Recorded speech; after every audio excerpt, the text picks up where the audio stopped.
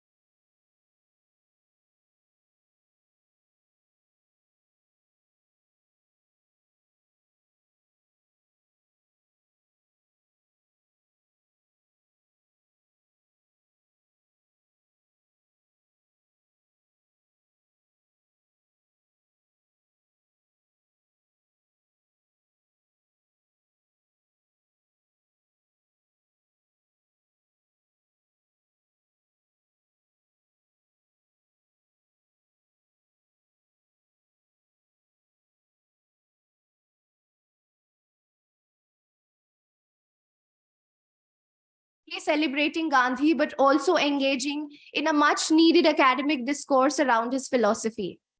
We are here today gathered for our very first technical session on Gandhi and religion. Keeping in mind Gandhi's notion of religion as truth and truth as God, and the current political, social, and cultural climate within the country, it becomes necessary to discuss about the notions and issues surrounding religion.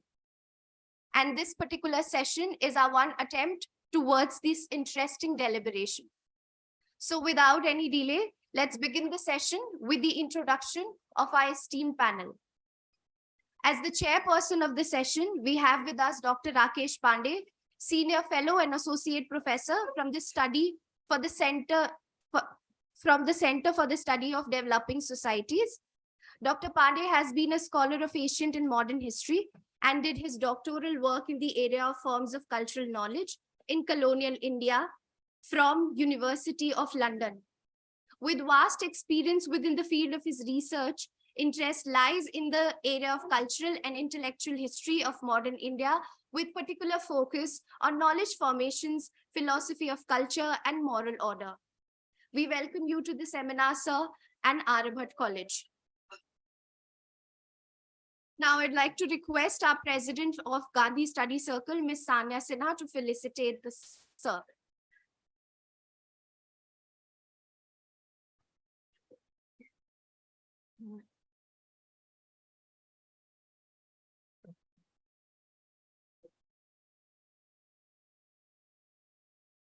As the discussant for this session, we have Dr. Rajendra Dayal, Associate Professor, Department of Political Science, Aryabhat College.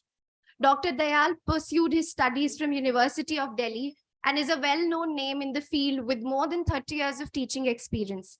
He has 2 books published under his name, Constitutional Democracy in India and Introduction to Political Processes in India. His research interests include political theory, public policy in India, and Indian government and politics. Thank you, sir, for joining us. And I request Mr. Rishabh Rathore, Vice President, Gandhi Study Circle, to kindly facilitate, sir.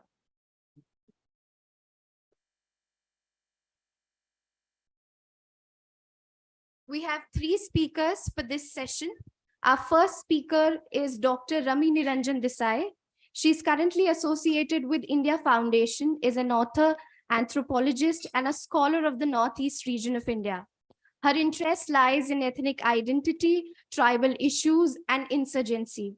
She also shares her avid interest in developments of the Indo-Pacific Front and is a regular name in media as columnist and newspaper panelist on news channels. We welcome you, ma'am, and I request Vikas, Secretary, Gandhi Study Circle, to kindly felicitate, ma'am.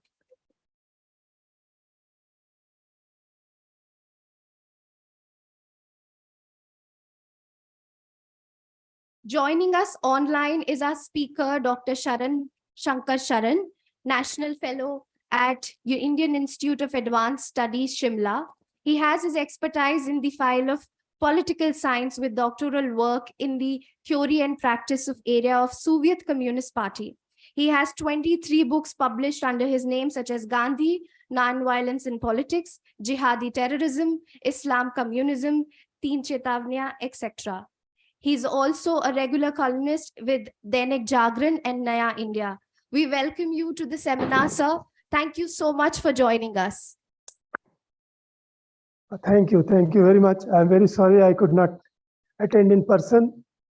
There was a seminar here also, so I was badly engaged and I could not get out. So anyways, so how much time I have, please? So this was just an introduction, Abhi. So we'll, okay. Chairperson, Sir Professor Pandey will be preceding the session. Okay. Thank you.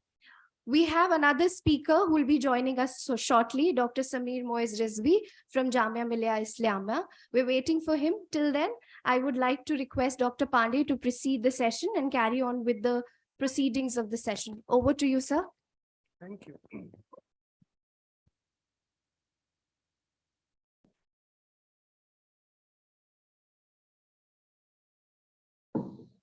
Yeah. So a very warm welcome and good morning, all of you. I'm really pleased to be here on Satish ji's very kind invitation. And when he mentioned that there is something at this scale and with such expansive imagination is being organized on Gandhi, I was really very, as a scholar of modern India, I got so much interested in it. So I'm very happy to be here. And this is also our very first session. We are going to begin with something which is, I would say, one of the most challenging topics one could imagine. But before that, would like to thank students who are here. I see a lot of scholars. And I also am very pleased to see some of my old friends who teach in different places, and they're very kindly here. So that's my privilege too. I think I'll just introduce the topic, which is about Gandhi and religion. And as a scholar of humanities and social science, at least from my perspective, what I have learned is these are the most difficult things to define, both Gandhi and religion, as we know. These are very tricky, ticklish problems for us scholars, even if we know that they are the most talked about topics. Everyone talks about Gandhi and everyone talks about religion.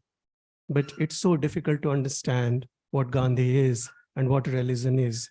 And just imagine if you bring Gandhi and religion together, what scale of complexity you are handling. So that we'll see in this session when three of our speakers go to speak. We have 90 minutes, an hour and a half. And I think roughly 20 minutes each. So if the presentations are for 20 minutes, then we will have at least half an hour, 30 minutes for discussion. In that, at least we will have 10 to 15 minutes for Dr. Dayal, who is going to comment on it. And given the kind of topic it is, it's important to have someone to actually go and comment on it, bringing all the threads together. So that would be another very important. And I would also like to hear in our question and answer session that apart from the distinguished scholars, students also raise their hands and they do try to speak and take part of it. That is something which Gandhi teaches us, that we should speak to each other. So we are going to begin with Dr. Rami and Desai first. Anthropologist, theologian, author. She's attached to India Foundation for many years, and she's going to talk about Gandhi and Christian missionaries. 20 minutes. Yeah.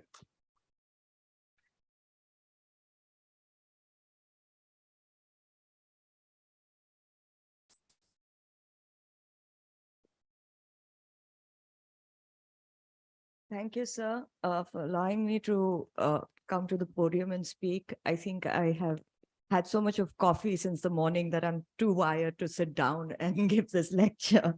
But namaskar to all of you. Good morning. It truly is an honor and a privilege for me to be here amongst all of you today. You know, the panel that I've been put in has such esteemed, distinguished panelists that let me just say this at the outset, that I can only hope to learn more than I can offer today. But I would also like to begin by thanking Professor Jha for inviting me, for thinking of me. I would like to thank Aryabhat College for organizing this. Events like these that span over a couple of days are never very easy to plan, and I'm sure you've all been under high pressure, but it's been organized to the T.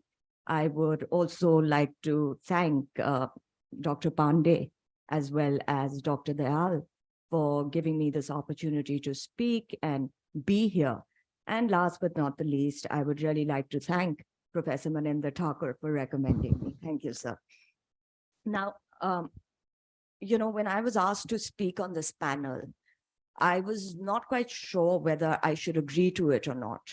For multiple reasons. One of the foremost reasons being that this is a very complex topic. Gandhi is a very complex topic. And of course, I've had many, many years, over 15 years of experience in studying Christian theology or conversions and the impact of it on tribal societies, especially in the Northeast. That is easy for me. But Gandhi is a really multifaceted personality. He represents the paradoxes that probably, we have in ourselves as well. But, because of him being Gandhi, the critical analysis around him, the detailed understanding of him is very, very important and very, very acute. That, I believe, is what makes Gandhi into the Mahatma Gandhi that we know of today. Now, there's no easy way of understanding the subject that is in front of me, because the subject that is in front of me is Gandhi and Christian missionaries, wherein the relationship of Gandhi with Christian missionaries is at stark opposition to his relationship with Christianity itself. Gandhi was known to be focused on the part of Christian piety. He was known to be focused on ideas of sacrifice, ideas of guilt, which has, these ideas have their base in Christian theology. The foundations of Christian studies is sacrifice, is guilt, is suffering. And therefore, I think it is very important for us to understand, which many of you must have already, read about. This is, after all, the Gandhi Study Circle, about, the influence that many have, many have spoken about Tolstoy's influence on his understanding of Christianity. The base understanding of Christianity that Gandhi had through, like I said, guilt and suffering, also came from what he knew about Tolstoy's writing and what inspired him about it. And this sort of, base of Christian theology inspired him throughout his life, inspired him to the understanding of what he saw as Christian missionary work, as well as Christianity. Of course, they also say that Gandhi's understanding of all of this came from, one of Tolstoy's most important books, The Kingdom of God is Within You. But what also has been said about him, and many have argued this, that Gandhi's experiments with truth is a textual version of what the basis of Christian theology is, through the idea and the practice of confessionals. And this book itself, many have argued, is the confession of Gandhi. But by his own admission as well, let me say this, that, he admitted that the influence that Tolstoy had on him was immense. He was inspired by Tolstoy's understanding of the law of love versus the law of violence. And Tolstoy owed this law of violence replacing the law of love as one of the greatest roots of suffering that, the European society, as well as the colonialists, were going through. And Gandhi resonated with that. Gandhi wrote a letter to Tolstoy, introducing himself. And Tolstoy in return said, I've received this letter from a Hindu thinker, and, he is one of us. He wrote to Chekhov and he said, he's one of us. He is what I consider a part of my understanding of what he's doing. For Tolstoy, this was almost Gandhi's idea of passive resistance was really what he considered his own idea in practice. And that idea in practice was very admirable to him, the passive resistance that Gandhi was following in India. And therefore, I think Tolstoy himself became quite enamored by how this was put into practice. And in return, Gandhi also realized that the Christian doctrine or this is his understanding of it, that the Christian doctrine, was not very different to the Bhagavad Gita. He thought that the source was the same, the end game was the same. Even though Tolstoy, though, had a problem with reconciliation between the idea of Christian mercy, yet at that time, European colonies arming themselves to go into other countries. But, Gandhi took this, of course, a little further. But, please allow me to quote. I'll be quoting a couple of paragraphs through my talk here, because I don't think I can put it in better words than that what has already been put in. Gandhi's dear friend, Millie Pollock, once had a conversation with a friend of ours. And the friend said, look, is Gandhi a Christian? So Millie was a little bit taken aback. She said, what do you mean he was a Christian? Do you mean that was he converted into one, or does he understand Christianity? And the friend said, no. Was he born a Christian? And she said, no, he wasn't born a Christian. But why do you say this? She said, because he quotes, he quotes the scriptures so often, and he quotes it so regularly that one would believe that, the basis of his understanding of Christianity comes from the fact that he was born a Christian. So Millie, therefore then says that my friend thought he must be a Christian after she had gone. I thought over what my visitor had said. It was quite true. Mr. Gandhi very frequently quoted the saying in teachings of Jesus. The lesson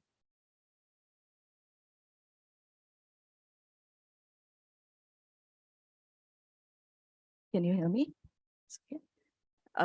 The lesson of the Sermon on the Mount seemed to be constantly in his mind and was a source of guidance and inspiration to him. So Millie then once asked him if he seriously ever thought of embracing the Christian faith. And this is what Gandhi said. He said, the gentle figure of Christ, so patient, so kind, so loving, so full of forgiveness, that he taught his followers not to retaliate when abused or attacked or struck, but to turn the other cheek. I thought it was beautiful example of the perfect man. But you did not embrace Christianity, said Millie. He said, no, I studied our scriptures. I studied their scriptures, and I realized that there wasn't anything that was in their scriptures that wasn't in mine. There was no need for me to join your creed or to be a believer in the beauty of the teachings of Jesus or to try to follow his example. You see, Gandhi studied the Sermon on the Mount very deeply. And, he had to say this.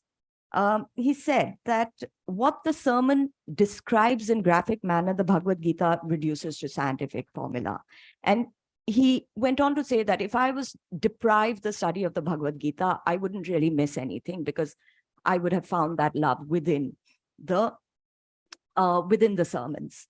And therefore, this sort of relationship that Gandhi had with Christianity, which later I'll come to, was in complete opposition to his idea and his thoughts towards missionary work in the country at that time, also then derived a lot of criticism, and a lot of criticism from the nationalist revolutionaries of that time, because the nationalist revolutionaries thought that his, passive resistance was in complete opposition to what they believed was the Dharma Yudh or the Dharma Hinsa.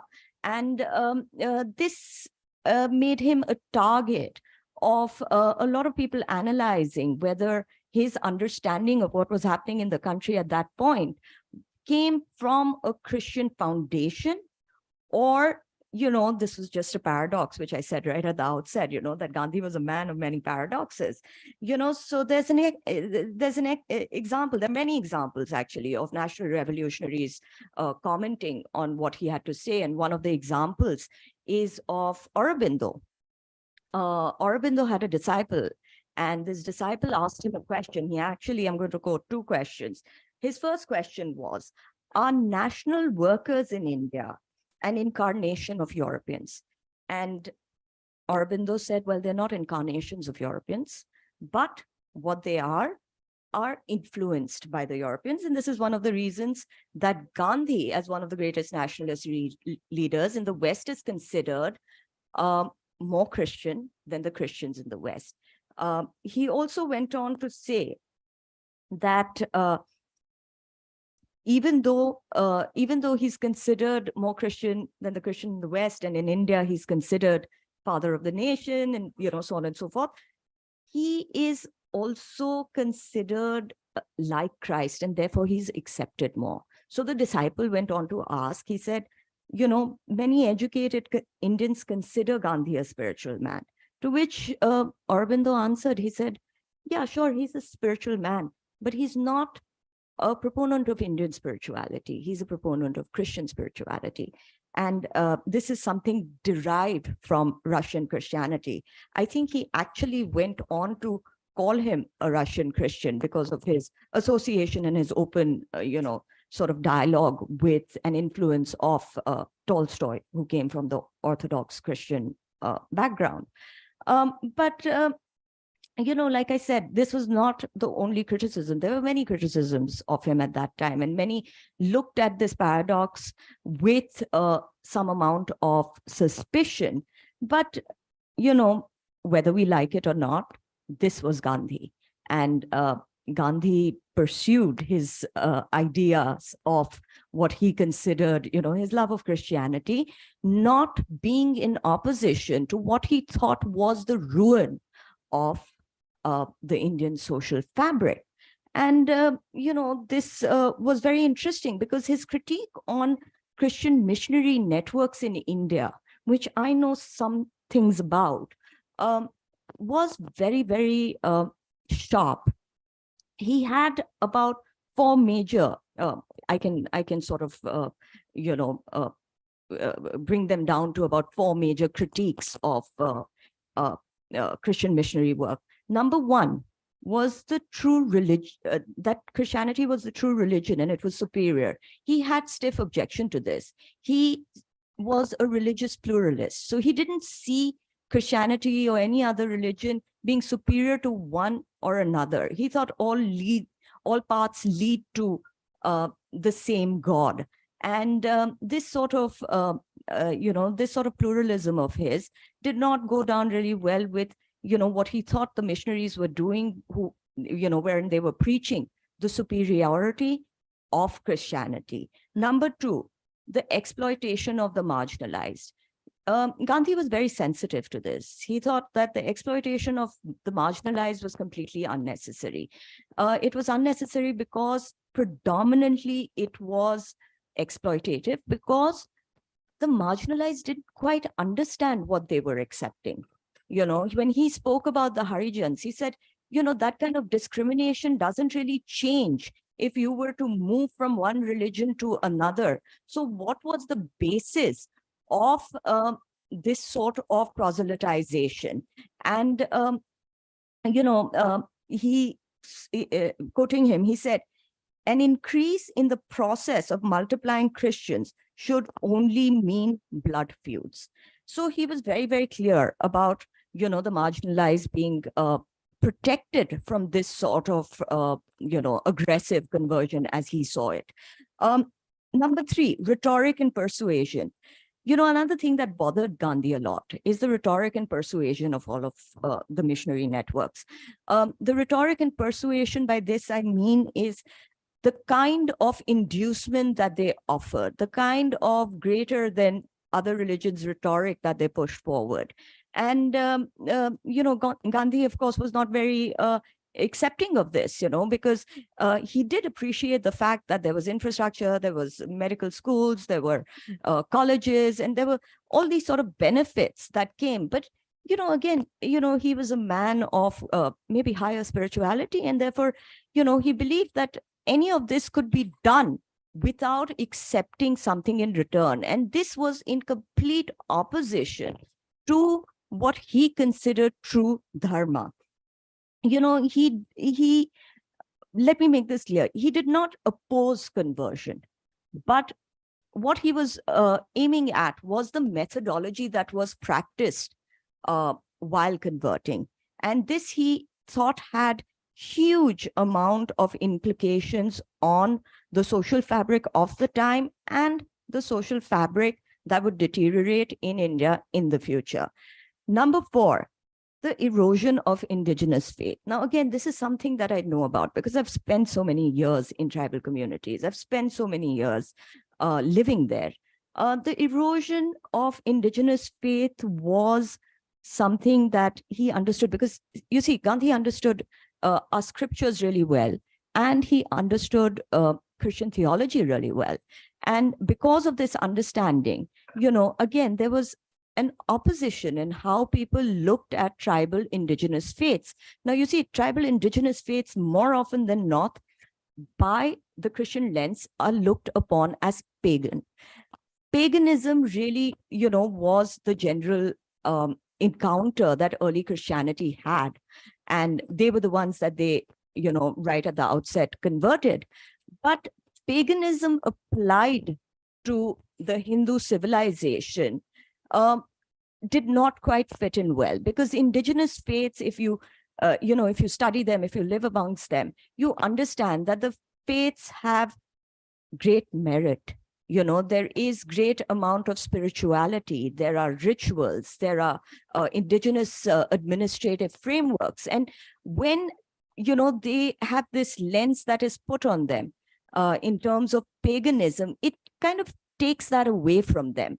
You know, there was a quote, very interesting quote, and my chair is, my moderator is looking at me, so I'm only going to take a couple of more minutes. There was a very interesting quote about this, wherein one of the first commissioners in the Northeast actually wrote to the Secretary of the Government in the United Kingdom saying that, look, you know, we are making a huge mistake by converting the middle and the upper middle classes. What we really need to convert is the indigenous faiths, because they're at a very nascent stage of nationhood. So this was a very pre-planned thing. And Gandhi, being a man of the world, had already figured this out.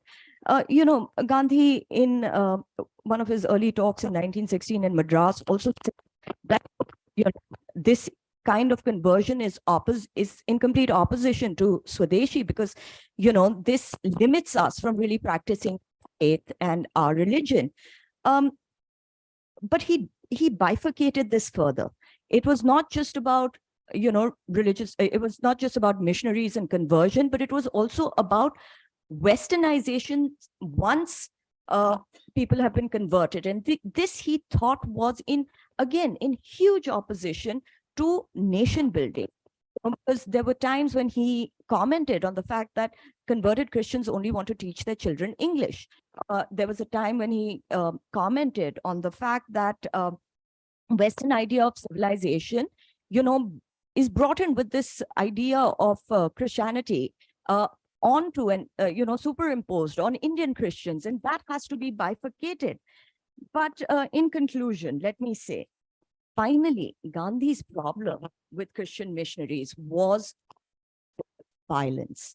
And that violence, he felt, came through not just, it came through not just physical violence, but the fact that religions, time in memoriam, and he said, with the exception of Buddhism, had used violence to convert. And this was his predominant problem with the missionary networks. Gandhiji went to the extent of saying that if he was in power, if he had legislative powers, he would ban Christianity. He would ban Christian missionary networks and proselytization. But to conclude, let me say this, and I'll quote him on this. He says, because he didn't consider this true Christianity, he says, cease to think that you want to convert the whole world to your interpretation of Christianity. At the end of reading the Bible, let me tell you, it did not leave on my mind the impression that Jesus ever meant Christians to do what the bulk of those to take his name do. The moment you adopt the attitude I suggest, the field of service becomes limitless. You limit your own capacity by thinking and saying that you must proselytize. At the beginning of this talk, I began by saying that Gandhi represented paradoxes. And I believe that Gandhi must be understood within these paradoxes, because it is for these paradoxes that makes him the Mahatma Gandhi that we know today. Thank you.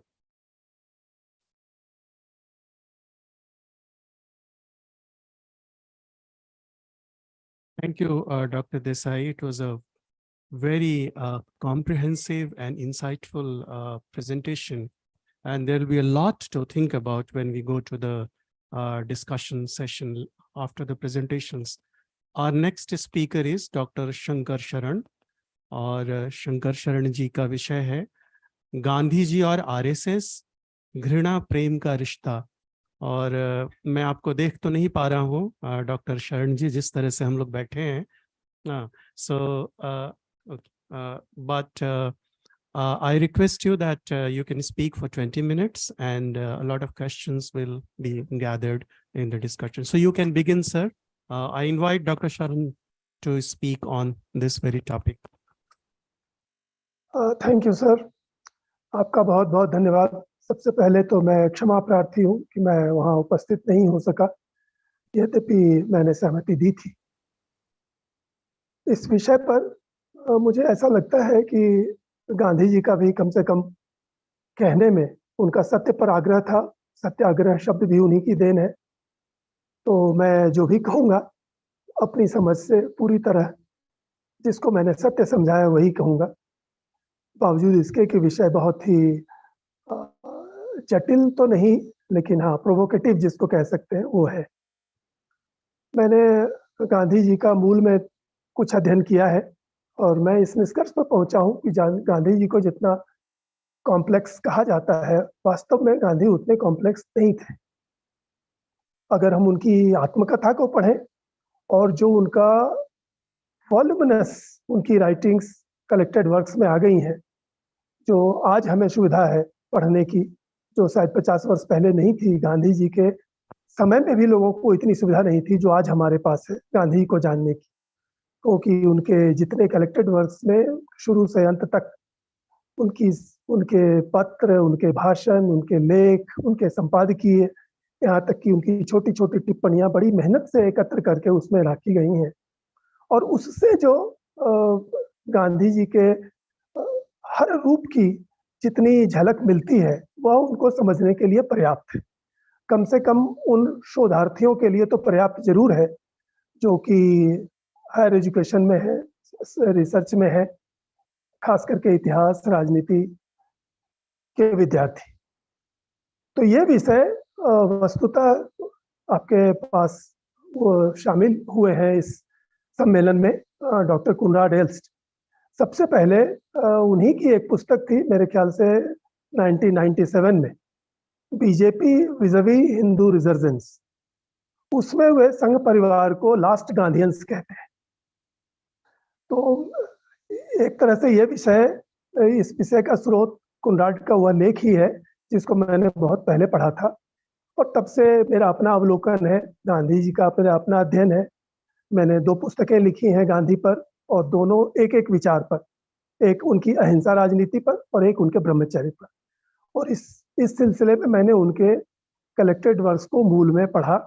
इस विषय से संबंधित जितनी सामग्री मुझे मिल सकी या जितना मैं समय दे सका। और फिर ये आरएसएस के साथ मेरा कोई सीधा संबंध नहीं है, लेकिन कम से कम पिछले 20-22 वर्षों से, चूंकि वे सत्ता से काफी निकट आ चुके हैं, उस पहली बार जब अटल बिहारी वाजपेयी की सत्ता बनी थी तब, या उससे पहले से ही मैंने संघ परिवार की राजनीति पर भी काफी नजर रखी है, लिखा है, कुछ पढ़ा भी है।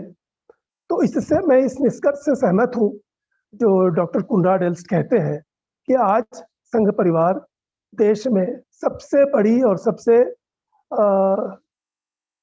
अधिक साम्य रखने वाली, गांधी जी से साम्य रखने वाली राजनीतिक धारा है, लास्ट गांधीयंस।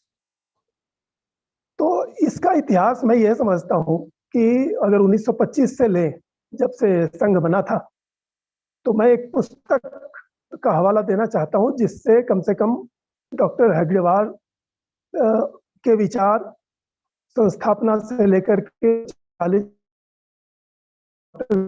हेडगेवार रहे, उन्होंने ये 15 वर्ष गांधी जी के प्रति, गांधी के प्रति तौर की संघ का या संघ के संस्थापक का क्या रवैया था, वह प्रामाणिक रूप से उनकी जो सबसे प्रामाणिक जीवनी है उसमें मिलता है। डॉक्टर हेडगेवार चरित ये नाना पालकर द्वारा लिखा हुआ NH पालकर, उससे मुझे ये दिखता है कि गांधी के प्रति, गांधी की राजनीति के प्रति और गांधी के विचारों के प्रति संघ में डॉक्टर हेडगेवार में तीव्र वितृष्णा थी, इस हद तक कि वो अंग्रेजों से आजादी लेने को सर्वोपरि काम समझते हुए भी कांग्रेस के आंदोलन से और गांधी जी के विचारों से अपने संघ के कार्यकर्ताओं को दूर रखना चाहते थे।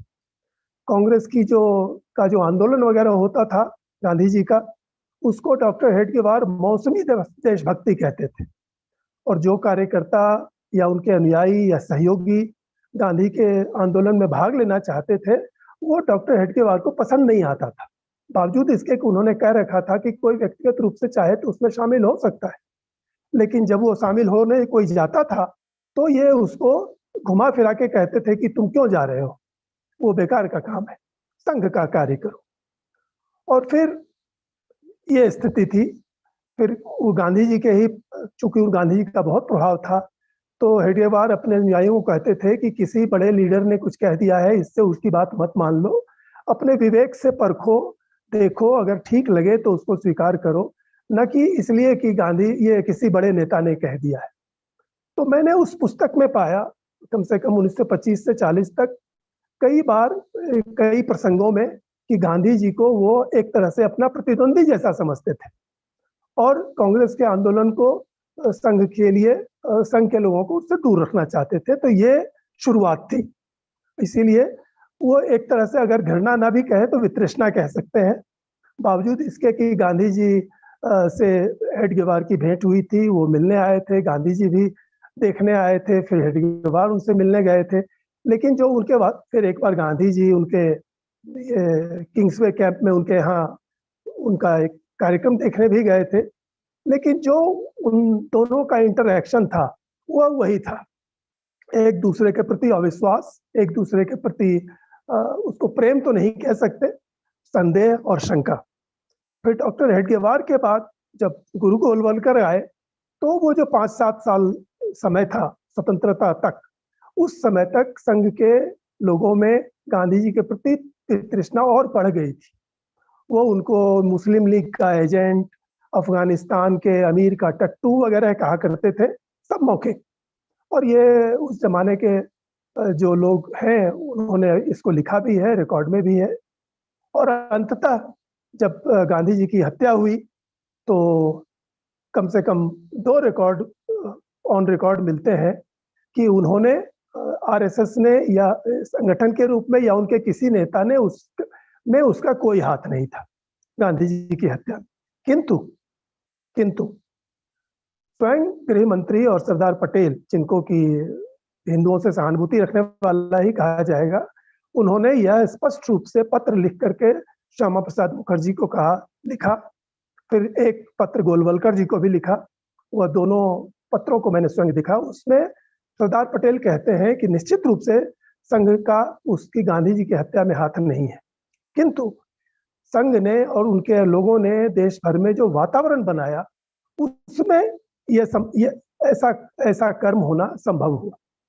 सेकेंडली, सरदार पटेल गुरु गोलवलकर को पत्र में लिखते हैं 11 सितंबर 1948, और ये मुझे संघ के प्रकाशन में ही मिला है, justice on trial correspondence between Guruji and government. उसमें सरदार पटेल का गुरु गोलवलकर को लिखा हुआ पत्र मिलता है, जिसमें वे कहते हैं कि संघ के लोगों ने गांधी जी की हत्या पर मिठाइयां बांटी। तो ये एक पक्ष है गांधी जी के प्रति वितृष्णा का, गांधी जी से दूरी का, गांधी जी के प्रति एक तरह से घृणा भाव का, इस हद तक कि उनकी हत्या पर मिठाइयां बांटी। उसके बाद से जो तेजी से समय बदला स्वतंत्रता के बाद, तो कम से कम 1980 से ये देखा जा सकता है कि ठीक धीरे धीरे गांधी जी को अपनाने का कार्य शुरू हुआ। और उसका पहला प्रमाण मैं देखता हूं कि जो नई पार्टी बनी भाजपा, उसके उद्देश्य में ही गांधीवादी समाजवाद लिखा गया। अब मैं नहीं समझता कि किसी अन्य पार्टी के उद्देश्य में गांधीवाद है, लेकिन भाजपा के उद्देश्य में गांधीवाद है, गांधीवादी समाजवाद। तो ये उद्देश्य रखना ये अपने आप में एक प्रमाण है कि संघ परिवार अब गांधी जी को न केवल अपना रहा है बल्कि उसको अपना उद्देश्य बताता है। यद्यपि गांधीवादी समाजवाद जिस समय अपनाया गया उस समय से आज तक अनडिफाइंड है, कहीं इसकी व्याख्या नहीं है, और संग बड़े बड़े नेताओं ने इसका मजाक भी उड़ाया। जैसे मुझे लगता है विजया राजे सिंधिया, उन्होंने एक बार कहा, राजमाता सिंधिया, हाँ, उन्होंने हंसी में कहा था कि ये क्या बनाया है। तो उनके बगल में जो दूसरे बड़े लीडर बैठे थे, उन्होंने कहा था ये अटल जी से पूछो, वही बता सकेंगे। तो ये एक बिंदु है। फिर मैं कुछ और बिंदु मैंने एकत्र किए हैं, और कुल मिला करके 18 बिंदु या 17 बिंदु मुझे मिले, जो कि गांधीवाद से आज के संघ का या संघ परिवार की साम्यता दिखाता है, सिमिलरिटी दिखाता है। इसमें पहले 8-9 बिंदु डॉक्टर कोनराड एल्स्ट के लेख में थे, और बाकी बाद के जो 8-9 बिंदु हों वो मैंने अपने अवलोकन से जोड़े हैं। तो मैं उन बिंदुओं को सिर्फ पढ़ देता हूँ, क्योंकि उतना समय नहीं है कि मैं सबकी व्याख्या करूं, और बाद में अगर सतीश जी कहेंगे तो मैं अपना पर्चा भेज दूंगा जिसमें कुछ ज्यादा डिटेल में हो सकती है बात। तो एक समानता है सादगी और तड़क भड़क से दूर रहना। गांधी जी इससे दूर रहते थे और संघ के नेता भी इससे दूर रहते। दूसरा बिंदु, ये सेक्स संबंधी व्यवहार या स्थितियों पर एक जुगुप्सा या संवेदना या भय या संकोच का भाव रखना। जैसे गांधी जी ब्रह्मचर्य पर जोर देते थे, और यह संघ परिवार में अविवाहित प्रचारकों के अविवाहित रहने की परंपरा है। तो इस तरह की ये समानता दिखती है कि सेक्स संबंधों के प्रति गांधी जी में और संघ नेताओं में एक विशेष भाव है। तीसरा, जो इससे जुड़ा हुआ ही है कि जिस तरह से गांधी जी का मजाक उस समय के आधुनिक हिंदू उड़ाते थे, वो मिर्च मसाला नहीं खाते हैं या ब्रह्मचर्य की बात करते हैं या वो अहिंसा और बकरी का दूध की चर्चा करते हैं, उसी तरह संघ के लोग जब ये ब्यूटी पेजेंट्स का विरोध करते थे या खान पान में सादगी की बात करते थे या इस तरह की बातों के मजाक भी उड़ाते हैं लोग, उसी तरह तो ये मजाक उड़ाना भी मिलता जुलता है। जिस तरह से गांधी जी का मजाक उस समय आधुनिक हिंदू उड़ाते थे या आज भी उड़ाते हैं, उसी तरह संघ के नेताओं के कुछ विचारों और तरीकों का मजाक आज के सेकुलर वामपंथी हिंदू भी उड़ाते हैं। फिर हिंदू परंपरा के जो विरुद्ध कुछ धारणाएं हैं, उसको गांधी जी महत्व देते थे या उसको ही हिंदू धारणा बताते थे या उसको अपनाते थे। वो संघ में भी मुझे दिखता है। जैसे सेवा को राजनीति समझना, सेवा का राजनीति से कोई संबंध नहीं है, लेकिन गांधी जी सेवा को राजनीति समझते थे। उसी तरह संघ के लोग भी सेवा करते हैं। हर विपदा में या किसी कठिन स्थिति में उनके लोग सबसे पहले या आगे बढ़ करके काम करते हैं, लेकिन इसको अपनी राजनीति का भाग मानते हैं। तो ये भी एक समानता है। फिर उदारता से शत्रुओं को जीत लेने की कल्पना करना, ये गांधी जी में भी था, संघ में भी है। फिर एक बिंदु, हिंदू धर्म से खुला जुड़ाव रखना, ये गांधी जी में भी था। वो अपने आप को सनातनी हिंदू कहते थे, और संघ के नेता भी, बल्कि पहले जनसंघ भी, वो अपने आप को हिंदू धारणा से अलग नहीं करते थे, अपने आप को खुला हिंदू कहते थे, जो कि कोई अन्य राजनीतिक धारा या अर्ध राजनीतिक धारा भारत में आज नहीं करती है। केवल संघ परिवार है जो हिंदू धर्म से अपना खुला जुड़ाव रखता है और दिखाता भी है, उसको छिपाता नहीं। फिर सेवा कर्म को अपनी श्रेष्ठता का उदाहरण समझना, और इसका जो इनडायरेक्ट मतलब होता है कि जो लोग ऐसा नहीं कर रहे हैं वो हमसे हीन है, मतलब उनको थोड़ा हीन समझना। फिर नैतिकता पर जोर देना, खास करके वैयक्तिक नैतिकता पर विशेषता, इसमें भी गांधी जी से संघ के नेताओं का में समानता दिखती है। फिर विनम्रता, गांधी जी में भी विनम्रता थी, संघ के नेताओं में भी काफी विनम्रता है। और इसमें मैं ये भी जोड़ दूं कि कहीं कहीं गांधी जी दिखावटी विनम्रता रखते थे, जो उनके समकालीन बहुत से लोगों ने नोट भी किया है, और मुझे उनके कलेक्टेड वर्क्स में, उनके राइटिंग में, उनके बोलने में मिला है कि कुछ विनम्रता उनकी दिखावटी भी होती थी। वो संघ में भी है, उनके नेताओं में भी है। आत्मदम्भ, अपने पर बहुत ज्यादा गुमान, ये गांधी जी में भी था, और ये आपको तभी आप इसको देख सकेंगे जब आप उनकी अपने लेखन को, वाचन को खूब ध्यान से पढ़ें और काफी पढ़ें, तो आपको दिख जाएगा कि गांधी जी में कितना अहंकार था, घमंड था। और वो संघ के लोगों में भी है। आप उनको कहीं भी बोलते या खुल करके बोलते सुने तो आपको ये उसकी झलक तुरंत मिल जाएगी। फिर एक और अनोखी बात जो समानता मुझे दिखती है गांधी जी में भी और संघ के नेताओं में भी, तो वह हिंदू धर्म, देवी देवता, हिंदू शास्त्र, इसकी कोई कितनी ही निंदा करते रहे, कीचड़ उछालता रहे, वो बिल्कुल शांत रहते हैं और उसका जवाब देने की कोशिश करते हैं, प्रतिकार करते हैं, लेकिन शांत रहते हैं। लेकिन जैसे ही उनकी आलोचना शुरू हुई तो गांधी जी भी उखड़ जाते थे और ये संघ के लोग भी उखड़ जाते हैं। तो ये मुझे एक समानता दिखती है। फिर एकाधिकारी प्रवृत्ति, गांधी भी मोनोपोली राजनीति में विश्वास रखते थे।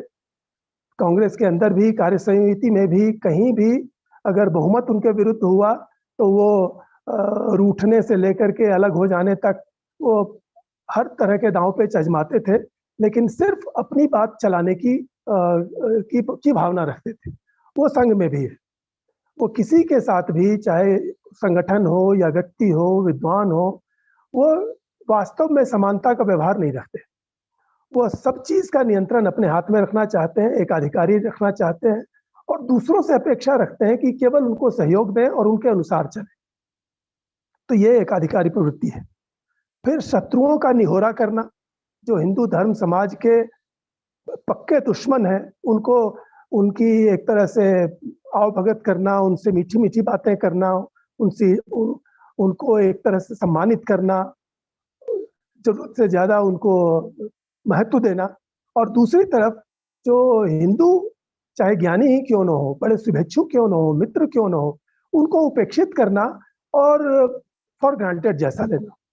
बल्कि इसमें जो कुनराड कहते हैं कि पूरे हिंदू समाज को फॉर ग्रांटेड लेना और उससे जो इनको सम्मान, संसाधन, शक्ति मिली है वो हिंदू समाज के शत्रुओं को उदारता से देते रहना।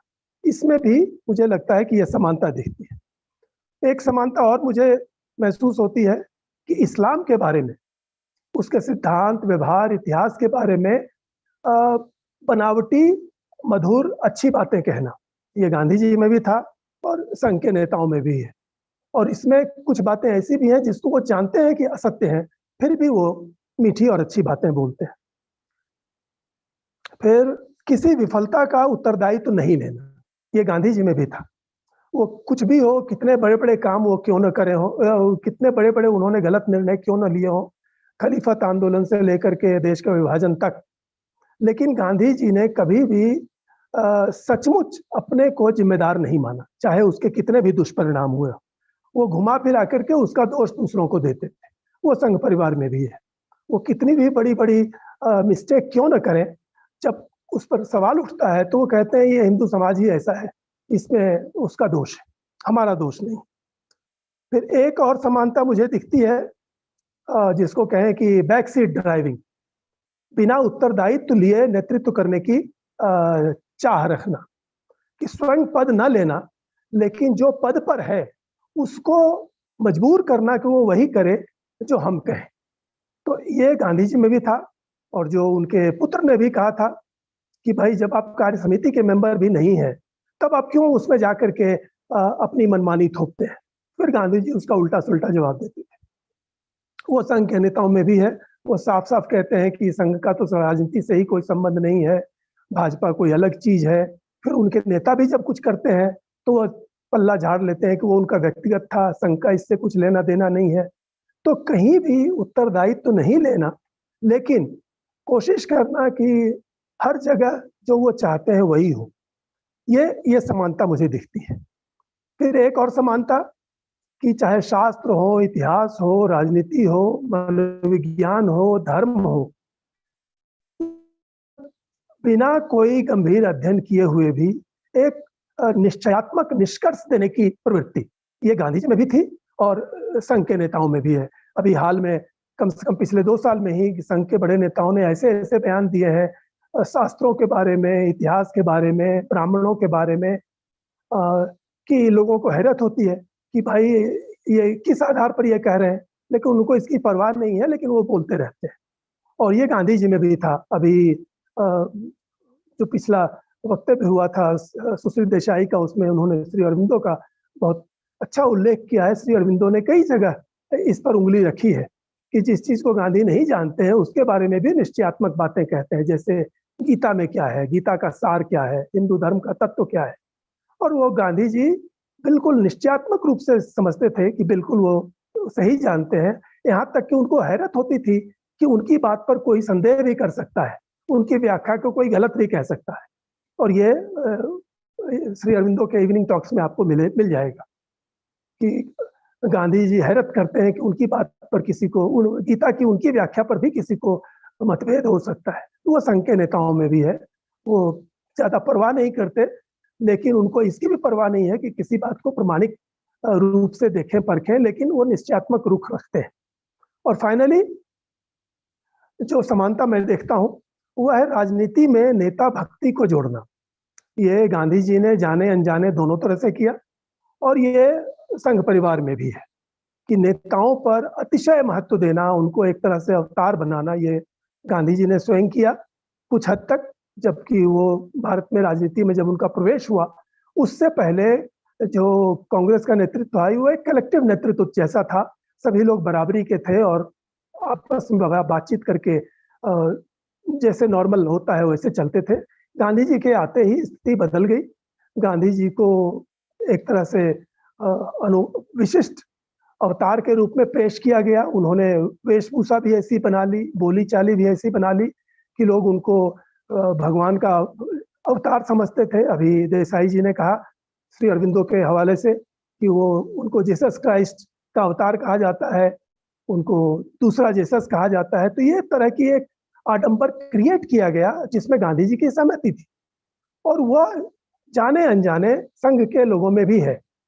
डॉक्टर हेडगेवार के रहते हुए ही वो उन्होंने उनकी पूजा शुरू कर दी थी कि डॉक्टर हेडगेवार नहीं है तो उनकी कुर्सी पर उनकी तस्वीर रख करके उनको सब कुछ समर्पित करना। तो मैं समझता हूँ कि ये राजनीति में नेता भक्ति एक बड़ी खतरनाक चीज है, जिससे नुकसान बहुत होते हैं। एक तो यह कि अनुयायियों को भेड़ बना दिया जाता है, बेचारे वो चुपचाप पीछे पीछे चले। जो सहकर्मी है उनके भी मुंह पर भी ताला लग जाता है कि आपने एक इतना बड़ा आडंबर क्रिएट कर दिया, अब उनकी सारी गलती ऊटपटांग को अब आप छिपाओ, बावजूद इसके कि आप कलीग हो आप उसकी आलोचना नहीं कर सकते। ये आपको संघ भाजपा के नेतृत्व में भी दिखाई पड़ता है, वही गांधीवाद। इसकी निष्पत्तियां बहुत है। मैं तो समझता हूँ कि यही एक बिंदु इतना गंभीर है कि नेताओं को अवतार जैसा मानना, विशिष्ट मानना, स्पेशल मानना, इससे बहुत सारी गड़बड़ियां होती हैं राजनीति में। ये गांधी जी के समय भी हुई और वो आज भी हो रही हैं। तो मैं फिलहाल, मैंने कुछ ज्यादा ही समय लिया, तो मैंने ये बात सिर्फ रखने की कोशिश की है कि गांधी जी के प्रति संघ का जो व्यवहार है वो घृणा और प्रेम का, इसमें ये पिछले 100 सालों में इसमें 180 डिग्री का परिवर्तन आया है। आज वो गांधी के सबसे बड़े प्रचारक भी हैं। जहां जहां गांधी नहीं थे वहां वो गांधी जी को ले जा रहे हैं, जिससे देश विदेश का कोई भी अभ्यागत गांधी जी को देख पाता है। लेकिन जहां तक उनके विचारों, उनके क्रियाकलापों और उस पूरे राजनीतिक इतिहास की समीक्षा करने की बात है, तो ये उस समय भी नहीं हुआ था और वो आज भी नहीं हो रहा है। तो फिलहाल मैं अपनी बात यहाँ पर समाप्त करता हूँ, और अगर आपके कोई प्रश्न हो, जो होंगे ही, तो अब समय मिला और अध्यक्ष महोदय ने अवसर दिया तो मैं उस पर अपनी बात कहने की कोशिश करूंगा। मैं एक बार फिर आयोजकों का आभार मानता हूं कि उन्होंने मुझे अपनी बात रखने का समय दिया, और मैं एक बार फिर इसके लिए क्षमा चाहता हूं कि मैं वहां उपस्थित होकर इस सम्मेलन में भाग नहीं ले सका। आप सबों का, आयोजकों का और सभी सुनने वालों भागीदारों का बहुत बहुत धन्यवाद। Thank you so much, sir. We'll be taking questions, I think, at the end of the session. So our third speaker for the session has joined us. I would kindly like to introduce him. We have with us Dr. Sameer Moiz Rizvi from Jamia Millia University. Jamia Millia Islamia University. He expertises in modern history, and his research interests lie in the area of political identity and tribal politics. He has a number of publications under his name and has a vast experience in the area. Thank you so much, sir, for joining us within such a short notice. We welcome you to Aryabat College and at this international seminar. I request Divey, Vice President of Gandhi Study Circle, to kindly facilitate, sir. Thank you so much, sir, for joining us.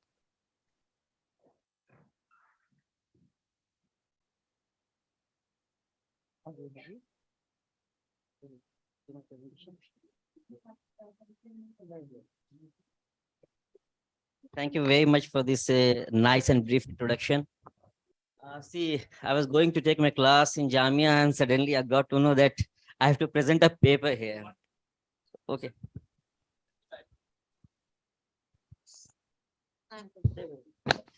Okay, I'm fine. So, अभी मैं Jamia class लेने जा रहा था और मुझे पता चला कि मुझे आर्यभट्ट आकर पेपर प्रेजेंट करना है ऑन खिलाफत. So उसके मेरे पास कोई पेपर और लैपटॉप नहीं. Anyway, see, the title of my रास्ते में बना लिया. The title of my paper is Khilafat Movement, a fusion of communitarian interest.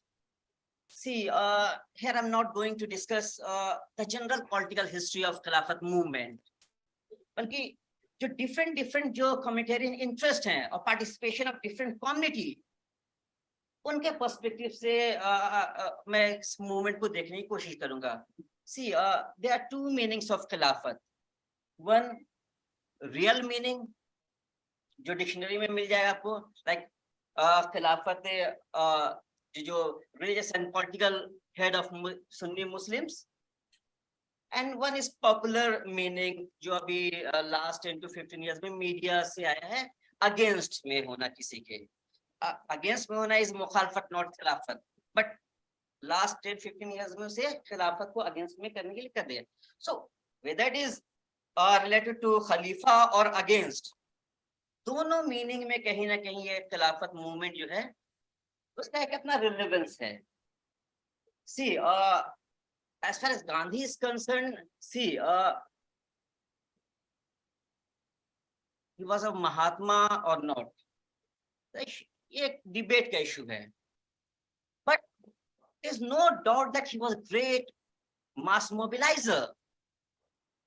Gandhi को हम महात्मा कहें या ना कहें, बहुत लोग नहीं कह सकते हैं. एक पॉलिटिकल लीडर की तरह उसे गांधी को देख सकते हैं.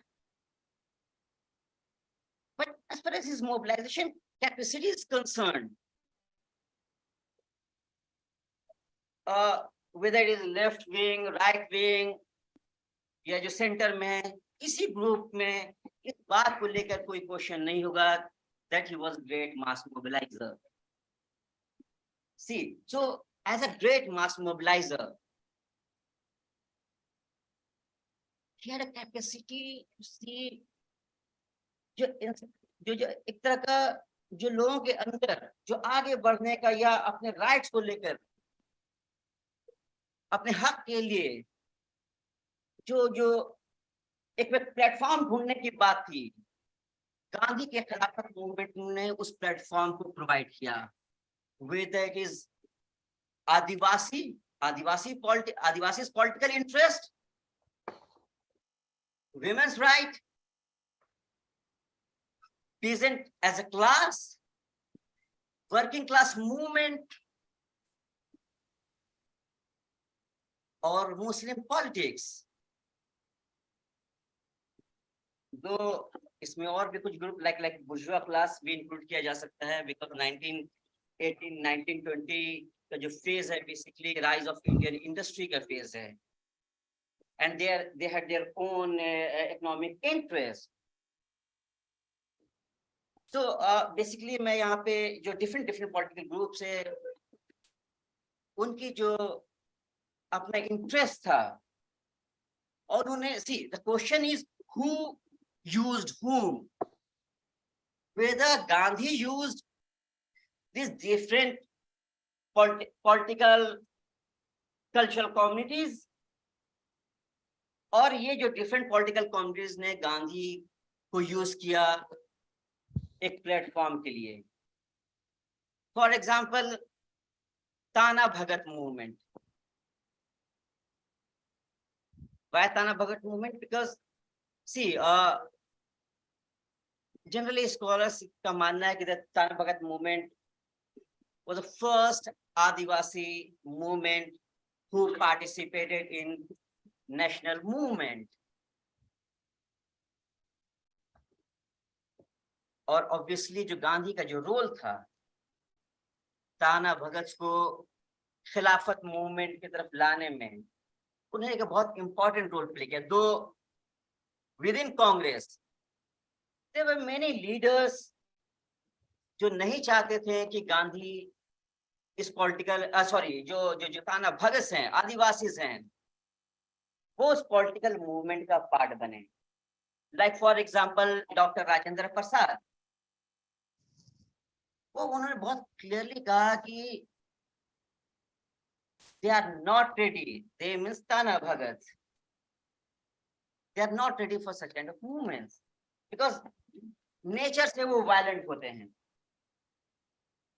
और गांधी के इस पॉलिटिकल मूवमेंट में वायलेंस का कोई स्पेस नहीं है. इट मींस कि कहीं नहीं सी whether it is tribal और आदिवासी, whether it is peasant, working class, ये सबल्टन क्लास मूवमेंट है, अपने नेचर में वायलेंट होता है. वो उस तरह से क्योंकि जो लीगल बैटल्स हैं, लीगल बैटल्स में उनके कामयाब होने के चांसेस वो बहुत कम होते हैं. तो जनरली हम देखते हैं जो सबल्टन क्लास मूवमेंट था वो अपने नेचर में वायलेंट होता था. तो आई डोंट अंडरस्टैंड कि अगर हम उसे नेशनल मूवमेंट कहते हैं तो कोई एक ही टैक्टिक्स क्यों अपनाई जाएगी, लाइक नॉन वायलेंट वायलेंस की जो टैक्टिक्स है, वायलेंस भी है, violence kind of political assertion especially for marginalized section. अगर कॉलोनी पे if ताना भगत मूवमेंट का जो पॉलिटिक्स थी वो वायलेंट थी, तो then what about 42 movement? Anti colonial movement में 1857 का movement, whether it was nationalist movement or not, but definitely was एक तरह का एंटी कॉलोनियल मूवमेंट जरूर था. तो ये जो एस्पिरेशन थी डिफरेंट ग्रुप्स की, शायद उनको कोई एक प्लेटफॉर्म चाहिए था जहां से वो अपनी बात को सामने रखें. And Gandhi as a great mass mobiliser, उन्हें डिफरेंट ग्रुप्स के इंटरेस्ट को समझा, उन्हें एक प्लेटफॉर्म प्रोवाइड किया और वो प्लेटफॉर्म था खिलाफत मूवमेंट. तो हम देखते हैं कि फर्स्ट टाइम जो आदिवासी जो पॉपुलेशन है, स्पेशली तानास, वो उस नेशनल मूवमेंट का पार्ट बनते हैं. और इनफैक्ट बहुत सारे जिस स्कॉलर्स का ये मानना था कि ताना भगत मूवमेंट स्टार्टेड अराउंड 1914. एक एंटी कॉलोनियल मूवमेंट तो था ही, वो एंटी जमींदार मूवमेंट भी था. 1914 में जो मूवमेंट स्टार्ट होता है, उनके जो मंत्रस हैं, कहते हैं ताना बाना ताना, पुल फादर पुल, मोटर गाड़ी के ताना, बाईसाइकिल के ताना, पुल मोटर कार्स, बाईसाइकिल्स. ये क्यों कह रहे हैं? बिकॉज ये कहीं ना कहीं एक्सप्लॉयटेशन के जो तरह का जो मीन्स था, शिप इंजन के ताना. एंड जो सबसे इंटरेस्टिंग लाइन थी, जर्मन बाबा जी की जय एंड अंग्रेजन की क्षय. It means long live German king William castle. And जो ब्रिटिशर्स के लिए वो मुर्दाबाद की बात कर रहे थे.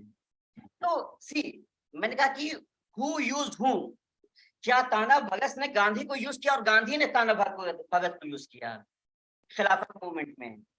क्योंकि जब वो कह रहे हैं कि लॉन्ग लिव जर्मन किंग, ये जो 1914 का टाइम है वो फर्स्ट वर्ल्ड वॉर का टाइम है, और फर्स्ट वर्ल्ड वॉर में ब्रिटेन और जर्मनी एक दूसरे के अगेंस्ट में लड़ रहे थे. तो जब वो इस कॉलोनियल एक्सप्लॉयटेशन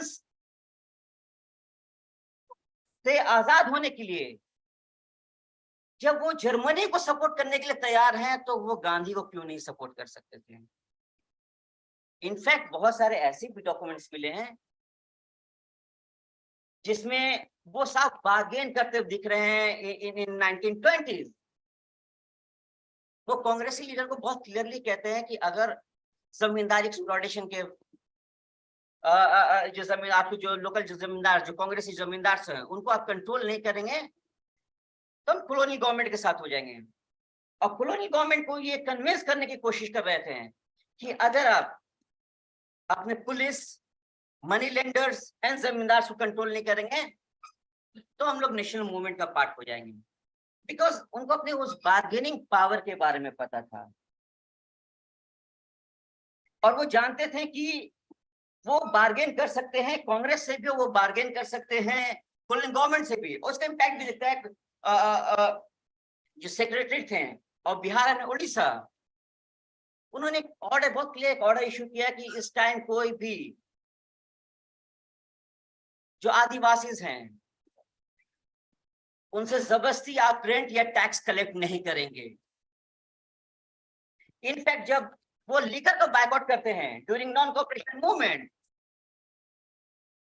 तो कॉलोनियल गवर्नमेंट को वो कन्विंस करना होता था कि शराब पीना खराब चीज नहीं है। लाइक विलियम अलेक्जेंडर ड्रिंक करते थे, मोजेस ड्रिंक करते थे, शेक्सपियर ड्रिंक करते थे, जितने बड़े बड़े जो लीडर हैं वो ड्रिंक करते थे, इसलिए आप भी ड्रिंक कर सकते हैं।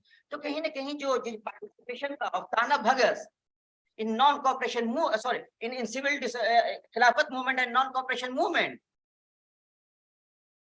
उस पार्टिसिपेशन से कहीं ना कहीं कॉलोनियल गवर्नमेंट एक तरह से डरी हुई थी, क्योंकि उनको पता था कि नेचर से दे आर वायलेंट। अगर वो उनका जो अगर एक्टिव पार्टिसिपेट, अभी तो सिर्फ एक ताना भगत बेसिकली ओरांव कम्युनिटी के अंदर था, अगर मुंडास एंड संथाल्स उसमें पार्टिसिपेट करते हैं तो उनको कंट्रोल करना बहुत मुश्किल हो जाएगा। दूसरा, उनके इकोनॉमिक इंटरेस्ट लाइक जो ड्रिंक्स पे उन्होंने जो बायकॉट किया, कहीं ना कहीं उसका इकोनॉमिक ब्रिटिश गवर्नमेंट के इकोनॉमिक इंटरेस्ट के अगेंस्ट था। तो ये जो एक प्लेटफॉर्म की बात है, Khilafat movement as a platform use करने की बात है, वो ताना भगत को अपनी उस बार्गेनिंग कैपेसिटी के बारे में पता था। तो हम ये कहें कि गांधी ने अट्रैक्ट किया उनको, वो कंप्लीटली सही नहीं होगा। हो सकता है कि तानाज ने खुद गांधी को यूज किया ताकि कॉलोनियल गवर्नमेंट के साथ वो बार्गेन। इनफैक्ट एक जगह जब मीटिंग होती है इन 1921, तो बहुत क्लियरली कहते हैं कि we have nothing to do with Gandhi's agenda. ये तानाज कहते हैं,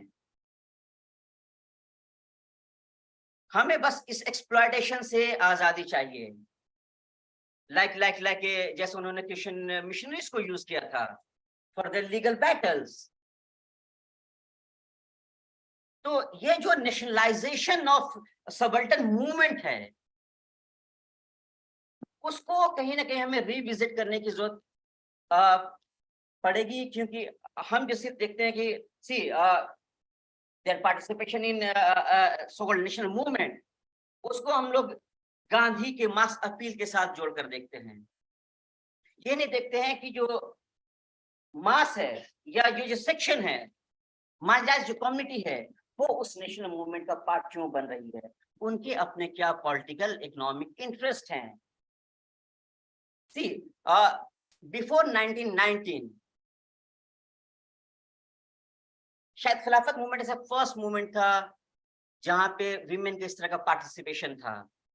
से ड्यूरिंग 19th century रिफॉर्म और रिवाइवलिस्ट मूवमेंट्स, जो नेचर था of 19th century movement was more revivalist than reformist. वहां पे विमेन की सभी बात कर रहे थे, but what about women agency? वहां पे विमेन जो एक तरह का जो पैरामीटर जो सिविलाइजेशन को नापने के लिए जो बनाया गया था, उसको लेकर जो कॉलोनियल जो कल्चरल हेजेमनी और वेस्टर्न कल्चरल हेजेमनी को काउंटर करने के लिए विमेन के स्टेटस को इंप्रूव करने की जो बात की जा रही थी, बट वहां पे डेफिनेटली एक विमेन एजेंसी हमें नहीं दिखती है। जो विमेन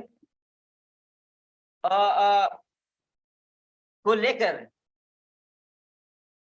लीगल बैटल चल रहे थे, पॉलिटिकल और रिफॉर्मिस्ट जो एजेंडास थे, वहां पे विमेन हमें नहीं दिख रहे कहीं पे भी। बट 1919 का जो मूवमेंट है, 1920 का जो खिलाफत मूवमेंट है, उसमें एक बड़ा, हमें एक बड़े नंबर में विमेन का पार्टिसिपेशन दिखता है। और नो डाउट ये गांधी को इस बात का क्रेडिट देना होगा। But at the same time see बहुत सारे जो फेमिनिस्ट राइटिंग्स है, उसमें हमें दिखता है कि जो फर्स्ट वर्ल्ड वॉर के कॉजेस में ये भी कहा जाता है कि जो एक इम्पोर्टेंट कॉज था वो था विमेन फ्रेंचाइजी। जब विमेन अपने वोटिंग राइट्स को के डिमांड को लेकर फ्रांस और ब्रिटेन की जो रोड्स हैं वहां पे निकल जा रही हैं, तो उसको डाइवर्ट करने के लिए कहीं ना कहीं एक तरह का इम्पीरियलिस्ट और नेशनलिस्ट वॉर जो है वो स्टार्ट हो जाता है। तो कहीं ना कहीं विमेन के अंदर भी जो पॉलिटिकल जो अवेयरनेस थी, उस पॉलिटिकल अवेयरनेस को एक प्लेटफॉर्म खिलाफत मूवमेंट प्रोवाइड करता है। खिलाफत मूवमेंट पीजेंट को प्लेटफॉर्म प्रोवाइड करता है। पीजेंट का खास जो पॉलिटिसाइजेशन था, पीजेंट एज अ क्लास, वो हमें स्पेशली बोल्शेविक रेवोल्यूशन के बाद से हमें बहुत क्लियरली दिखने लगता है। बोल्शेविक रेवोल्यूशन जो अपील था ऑन वर्किंग क्लास मूवमेंट और ऑन पीजेंट मूवमेंट, वहां पे हमें लाइक 1919 का जो कांग्रेस का सेशन था, वहां पे पीजेंट्स ने चेयर्स उठाकर कांग्रेसी लीडर्स के ऊपर फेंकने शुरू कर दिए हैं। और मोतीलाल नेहरू इस बात से खुश नहीं थे। मोतीलाल नेहरू को ये लग रहा था कि इस तरह का जो पॉलिटिसाइजेशन है पीजेंट का एज अ क्लास, ये कहीं ना कहीं जो कांग्रेस में सभी तो ज्यादातर जो लीडर्स थे वो ठीक ठाक, इसमें पीजेंट बैकग्राउंड के कम और जमींदार बैकग्राउंड के ज्यादा थे, लोकल लीडर्स आई मीन। तो उनको लगा इस तरह कहीं ना कहीं जमींदारी इंटरेस्ट के अगेंस्ट में हो सकता था। इनफैक्ट गांधी भी इस तरह से ऑन क्लास लाइन पीजेंट के पॉलिटिकल मोबिलाइजेशन के अगेंस्ट हैं। और सो बेसिकली जो पूरा जो मेरा जो आर्ग्यूमेंट था उनके कि जो जब भी कोई मूवमेंट होता है तो हमेशा हम टॉप से उसे देखने की कोशिश करते हैं कि खिलाफत मूवमेंट है तो role of Gandhi, role of Khilafat leaders like Shaukat Ali, Mohammad Ali, और हिंदू मुस्लिम कंट्रोवर्सी और Hindu Muslim unity. For example Moplah movement को हम कॉमनल लेंस के से देखने की कोशिश करते हैं as a Muslim revolt, but not as a class revolt against the colonial exploitation, against the zamindari exploitation, against the exploitation of money lenders. तो ये जो भी मास मूवमेंट होता है, उस मास मूवमेंट को बिलो से देखने की कोशिश करनी चाहिए कि जो पार्टिसिपेंट्स हैं, उन पार्टिसिपेंट्स का अपना इंटरेस्ट क्या है और वो कैसे उस बड़े प्लेटफॉर्म को वो अपने इंटरेस्ट के लिए यूज करने की कोशिश कर रहे हैं। Thank you very much.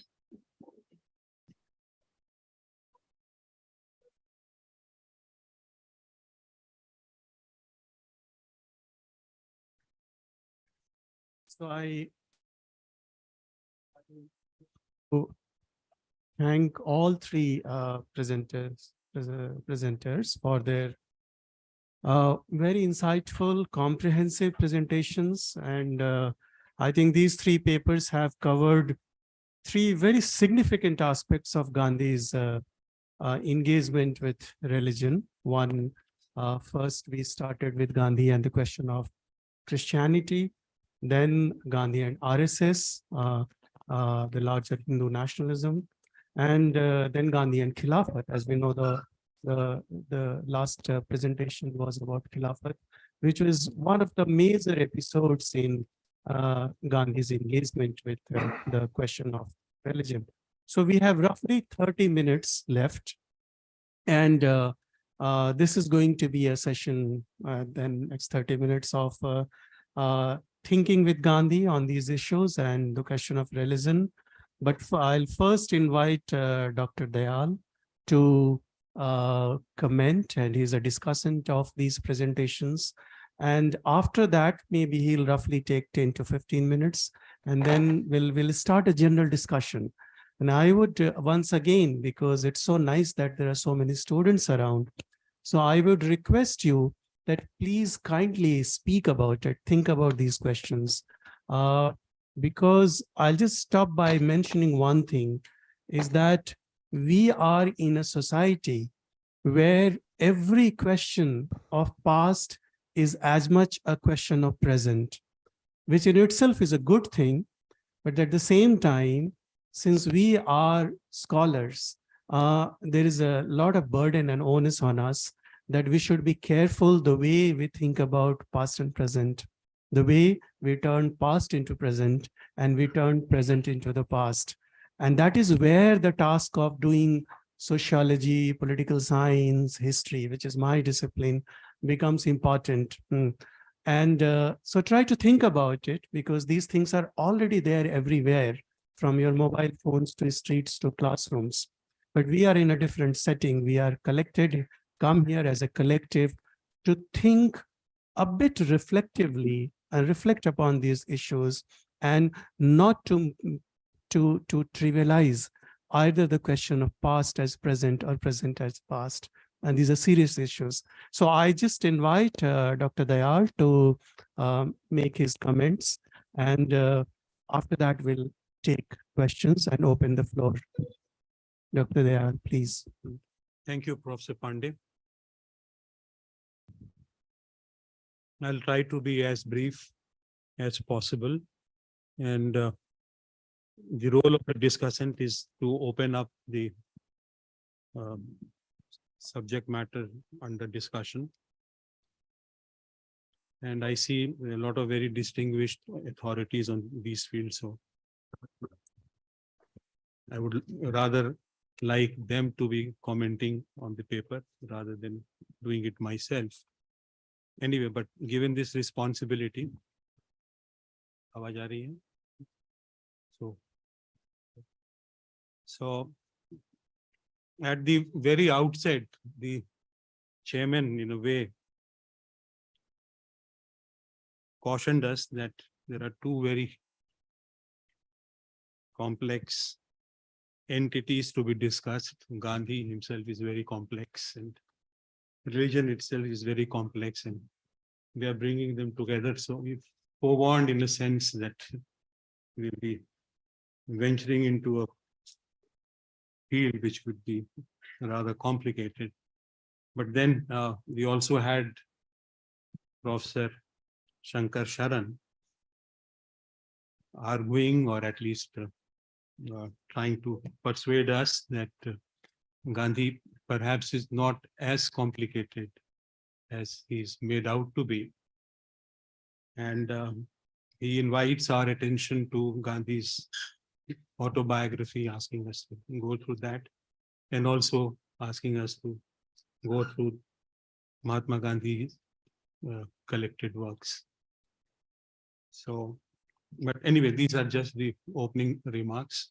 There are different ways of reading and interpreting things, and we'll always have differences on these, but given as it is, and also recognizing there's a complexity here, and also given the fact that the three papers that were presented today, they are all clubbed together under the head Gandhi and religion. So approaching this particular, these three papers, and approaching also the issue of religion. So how do we do that? And perhaps my suggestion would be that we do it at two levels, one at the level of identity and other at the level of spiritualism. Religion in its more fundamental sense as quest for, let us call as God or truth, or let's call it even as a quest for Atmagyan, self-knowledge, self-realization. For Gandhi, perhaps all of these things would mainly mean the same thing. So there is this two-track kind of a thing which is moving on. Dr. Desai's presentation is more on that spiritual religion at a spiritual level. There are also questions of identity coming up at a later time. I'll come to that in a moment's time. When we talk about the Khilafat and Gandhi's engagement there, we see the identity issues becoming more important. But when you come to justification, more than strategy and more than tactics and more than why he brought in a religious agenda into the national movement. And when we go to the philosophical defense, Gandhi's philosophical defense of the Khilafat, there he's approaching from a very, very philosophical position as well. So both identity and spiritual things are coming together. And Dr. Shankar's presentation, which talks about love and hate relationship of the RSS.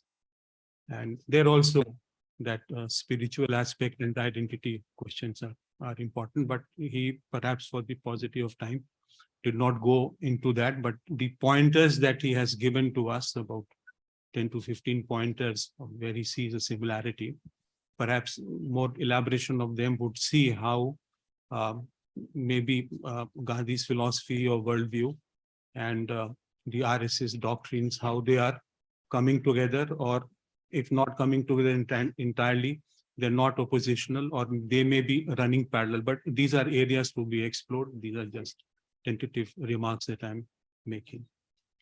Coming to papers one by one, Dr. Desai's paper is very interesting. Gandhi, to begin with, in his young days, perhaps was not very fond of Christianity. Perhaps he had a very negative view. This was despite the fact that the kind of background from which he came, that had exposure, his family was such, and the mahal jisme wo rehte was such, is exposed to all kinds of religion. Only Christianity perhaps was not very was not present over there, and he was taken aback, or perhaps developed also a sort of a dislike when he saw certain Christian missionaries hanging around school and trying to talk about their mission and the process. They were in a sort of way abusing Hindu idols and gods and Hinduism, etc., etc. But as all of us know, he changed his views when he came into contact with some of his Christian friends when he was in England.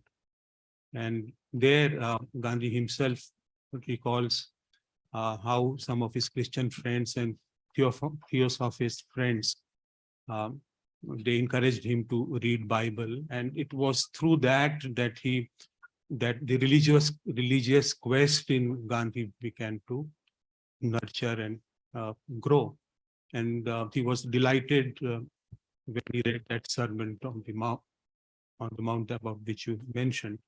So much so that at a later stage, and you also pointed this out, at a later stage, he's on record saying that if I have just this sermon on the mount and I do not have a Gita, perhaps I'll not miss the Gita at all.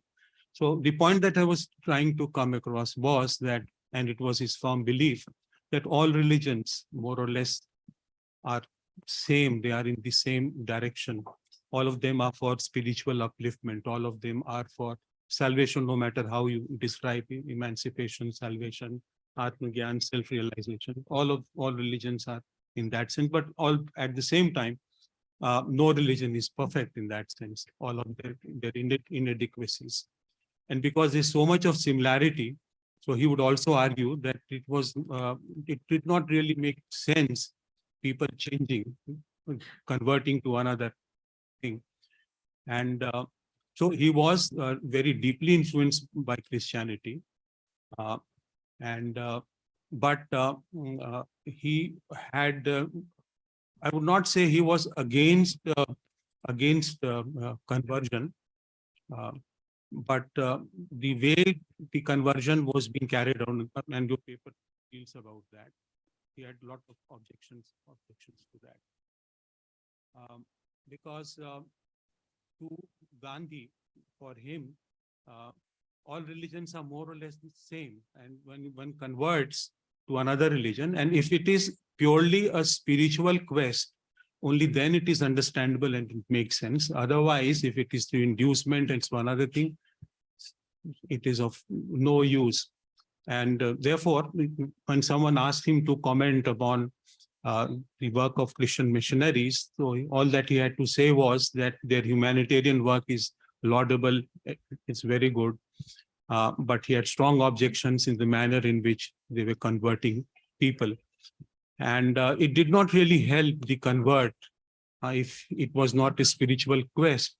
It did not make him into a better spiritual or better human being. And but then the indirect consequence was huge for Hinduism, in the sense that those missionaries, in a sense, led the Hindu community and its spiritual leaders and the leaders to reflect and to look inwards. And it also, in a way, generated many kinds of social reforms movement. Arya Samaj itself came out from that kind of a challenge that he was facing. So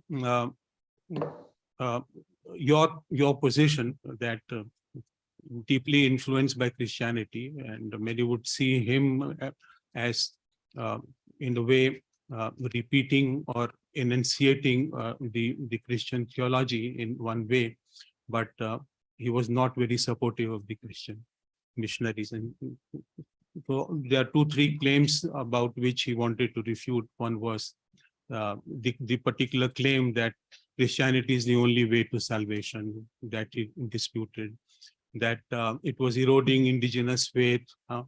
Perhaps that was also leading to denationalization. That was also that he picked up.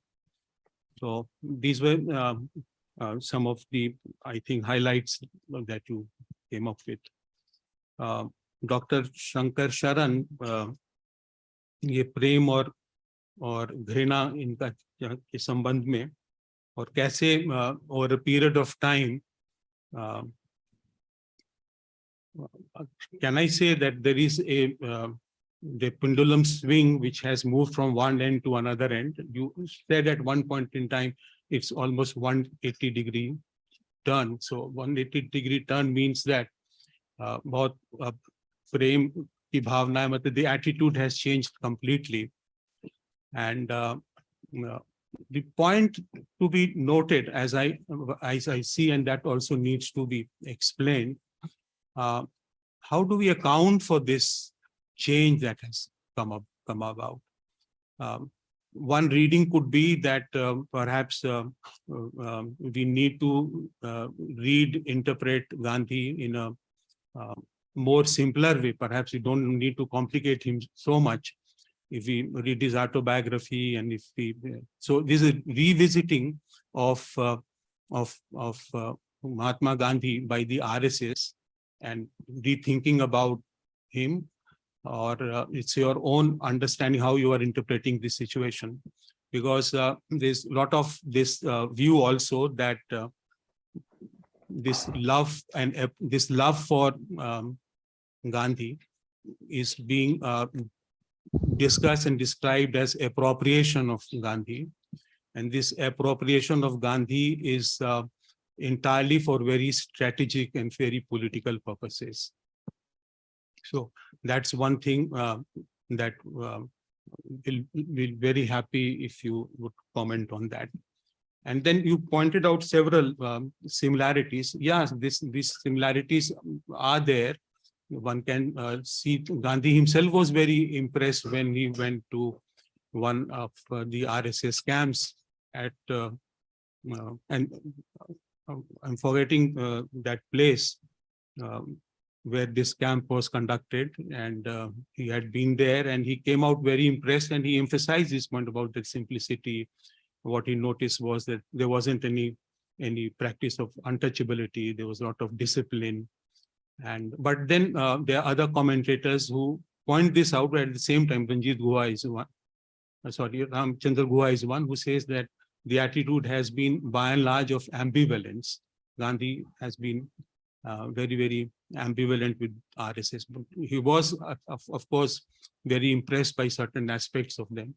But at a more doctrinal level, and the way they conceive nationalism, the way they see the position of women in our society, the way they see the position of Muslims in our society, on many of these questions, on the issue of violence and the role of violence and the epistemological and spiritual relation of related to violence, on all these matters, there's a huge difference.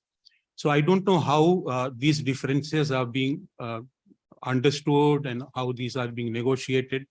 Dr. Shankar Sharan, if you could highlight on this, will be very happy to hear on you. Coming to the third paper, Samir Rizvi Saab's paper, Khilafat, but he talks about number of things, not just Khilafat, but is emphasizing on how Gandhi was, as a mass mobilizer, getting connected to a number of issues, and his influence is there to be seen in terms of in the field of mobilizing the women, mobilizing the peasants, the working class. He's talking about the revisiting the nationalization of the subaltern movements on those things. But the question is Khilafat.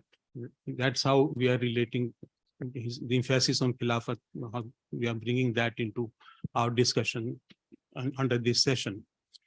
So how do we look at Khilafat? What kind of a contribution in history has been in history?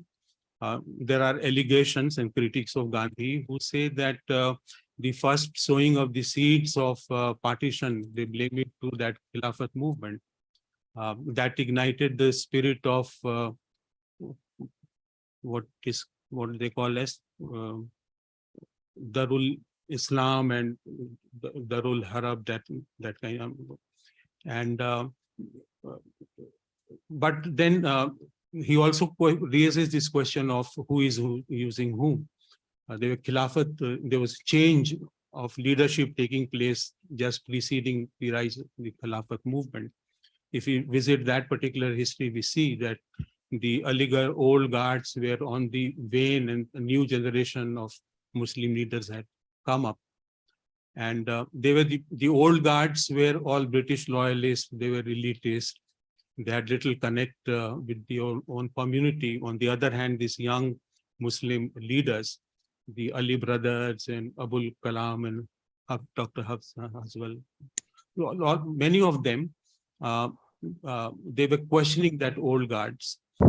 They were questioning the efficacy of being loyal, but much more than all of that was their new thrust on Muslim self-assertion. And they were of this particular view that this Muslim self-assertion and Indian nationalism can go along very well. That's also the time when leadership is also changing within the Muslim League. The new leaders have emerged. That's also the time when the views towards the Congress is changing. You have 1916, the Lucknow Pact, they're coming together of all these things. And the backdrop, of course, is the First World War and attack on the Ottoman Empire and all those things. So when we look at the deliberations of that time among the Khilafat leaders itself, they had a very strategic approach towards Gandhi. They saw him as a charismatic leader, and but Gandhi's condition was that we'll participate, I'll lend my name, but that non-violence principle need to be followed to the core. But that was not the case. They joined it on a very, very strategic, as a matter of convenience. But then what we also notice is that Gandhi also sees this as a great opportunity for bringing the Muslims into the national movement. After 1857, the paths of the two communities had been on a different trajectory. This was the first opportunity that we saw that we need to bring in. So a lot of issues and a lot of questions have come To Dr. Samir, my question would be how he evaluates Khilafat movement and how far will he agree that it was the first such major event that created a divide between the Hindus and the Muslims, on which the Muslim League capitalized and went on to ask for partition. So thank you, Chair.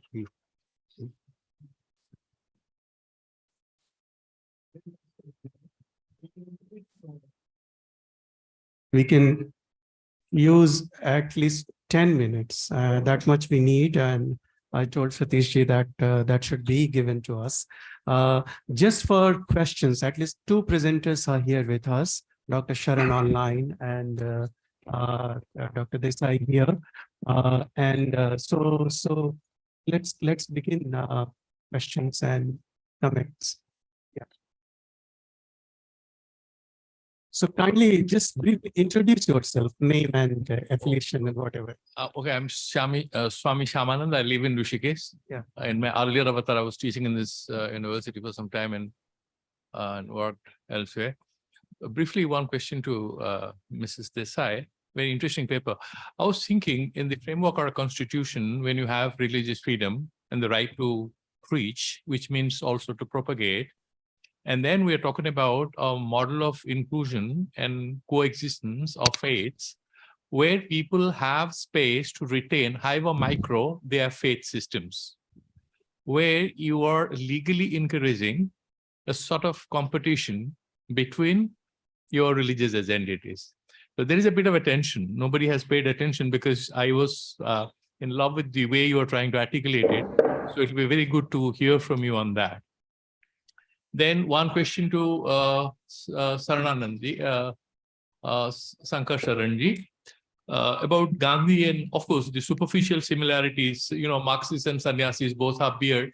So superficial similarities apart, there's one critical area where I would like to hear from him is the tension with regard to the worldviews, the philosophical articulation about, say, being accommodative and, listening, empathy, compassion, etc. How does the, say, for example, RSS think about it or look at it? For example, what is the official position on the assassination and stuff like that? Because that remains, to my mind, a very critical thing. So you have, as you mentioned, that the RSS is a set of last Gandhians, but at the same time, you have a few extremist voices or radical voices from within that particular pantheon of political thinkers who would like to castigate Gandhi or saying that he was pro this, that. So there is a bit of a tension there. I agree that when it comes to being authentically tied to your cultural life world, I think Gandhi and the sadhus, for example, including me or RSS or whoever, would share, even good Marxists, they would share a lot of commonalities, pro-poor, pro-common people, ethnicity, all that is there.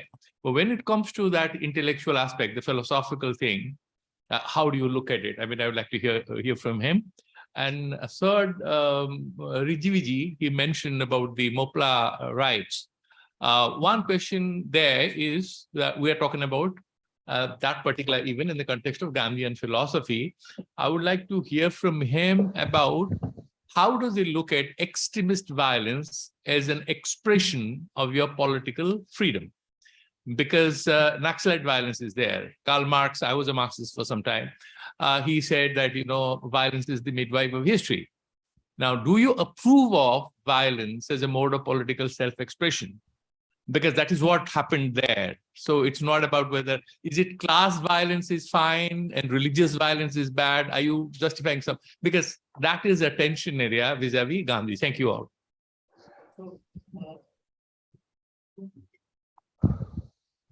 We would just collect, and we have just two presenters with us. Dr. Rizvi has, I think, left. So we'll collect questions. So I would invite more responses, questions quickly. Yes. Yeah.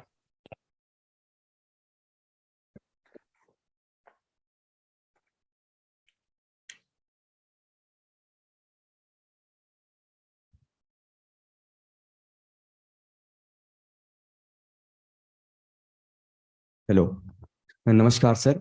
मेरा नाम हर्षित त्रिपाठी है। मैं राजनीतिक शास्त्र का तृतीय वर्ष का छात्र हूँ। मेरा सवाल प्रोफेसर शंकर शरण सर से है।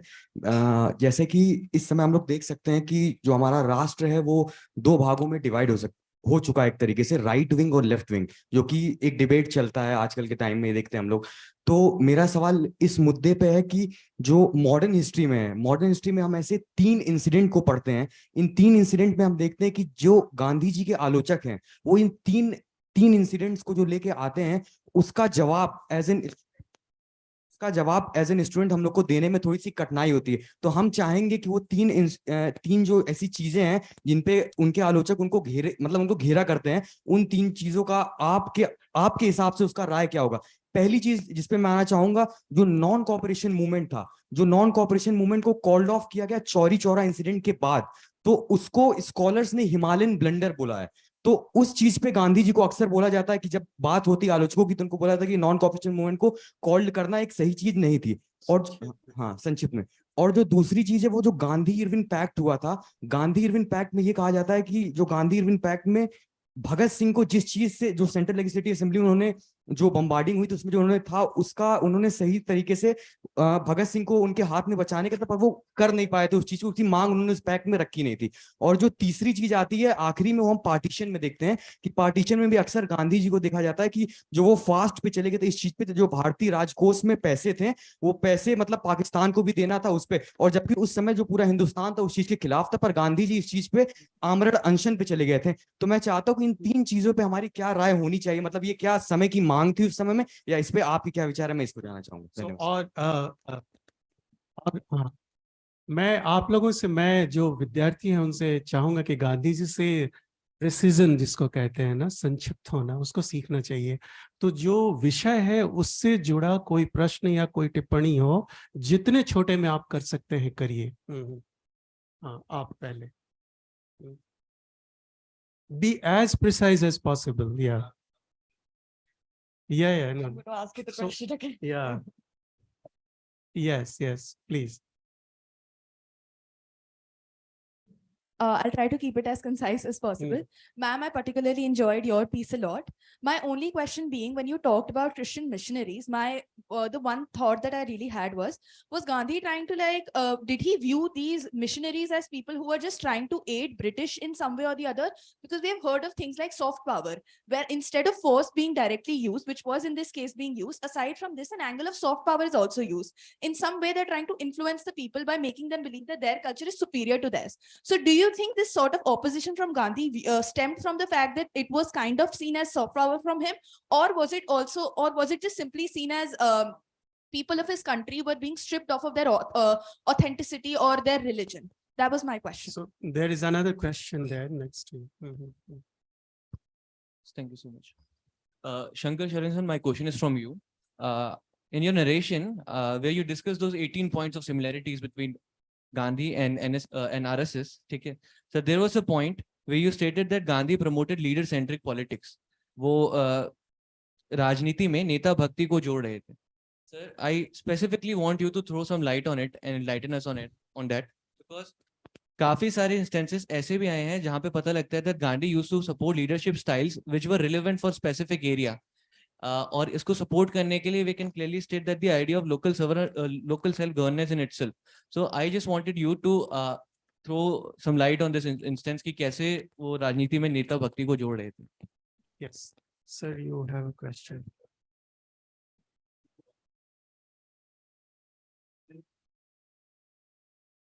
I'm not too sure if it was your own assent to it or simply a quotation of Mahatma Gandhi, but the idea that he knew Christianity well,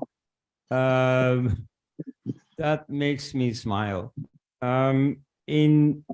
Precisely at that time, what was the big new thing in Europe, the one thing that Indians ought to have learned from Europe was critical Bible scholarship, which was a completely new thing, which was really changing the view of Christianity, and which has as ultimate effect the decline of Christianity first in Europe, now also in America. And in particular, I mean, it's a very long story, but there's one point that you made that really here deserves to be addressed. The idea that, you know, Jesus would not have approved of what the missionaries are doing. This is something I hear all the time from Hindus. You know, Mahatma Gandhi really made school on this. Now, what nonsense, you see, you must have heard, or maybe you haven't, but then I'll tell you now, of the Great Commission. You see, after Jesus has risen, has resurrected at least, he gives a command to his disciples that now they have to go and teach all mankind, all nations. So he himself says very explicitly, you have to go convert everyone. You see, there was commotion recently about Uday Stalin from Tamil Nadu saying, oh, we have to eradicate Sanatana Dharma. What is this about? I mean, you must be completely illiterate to be worked up about this, because you are living already for centuries with the presence in India of people who very deliberately, very systematically work at the total destruction of Hinduism, not of Hindus, you know, but of Hinduism.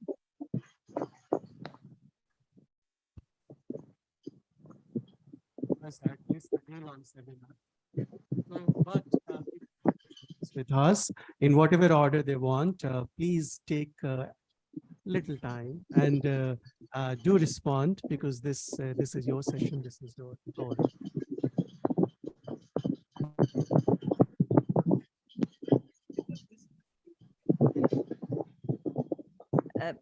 I'll take the questions in order.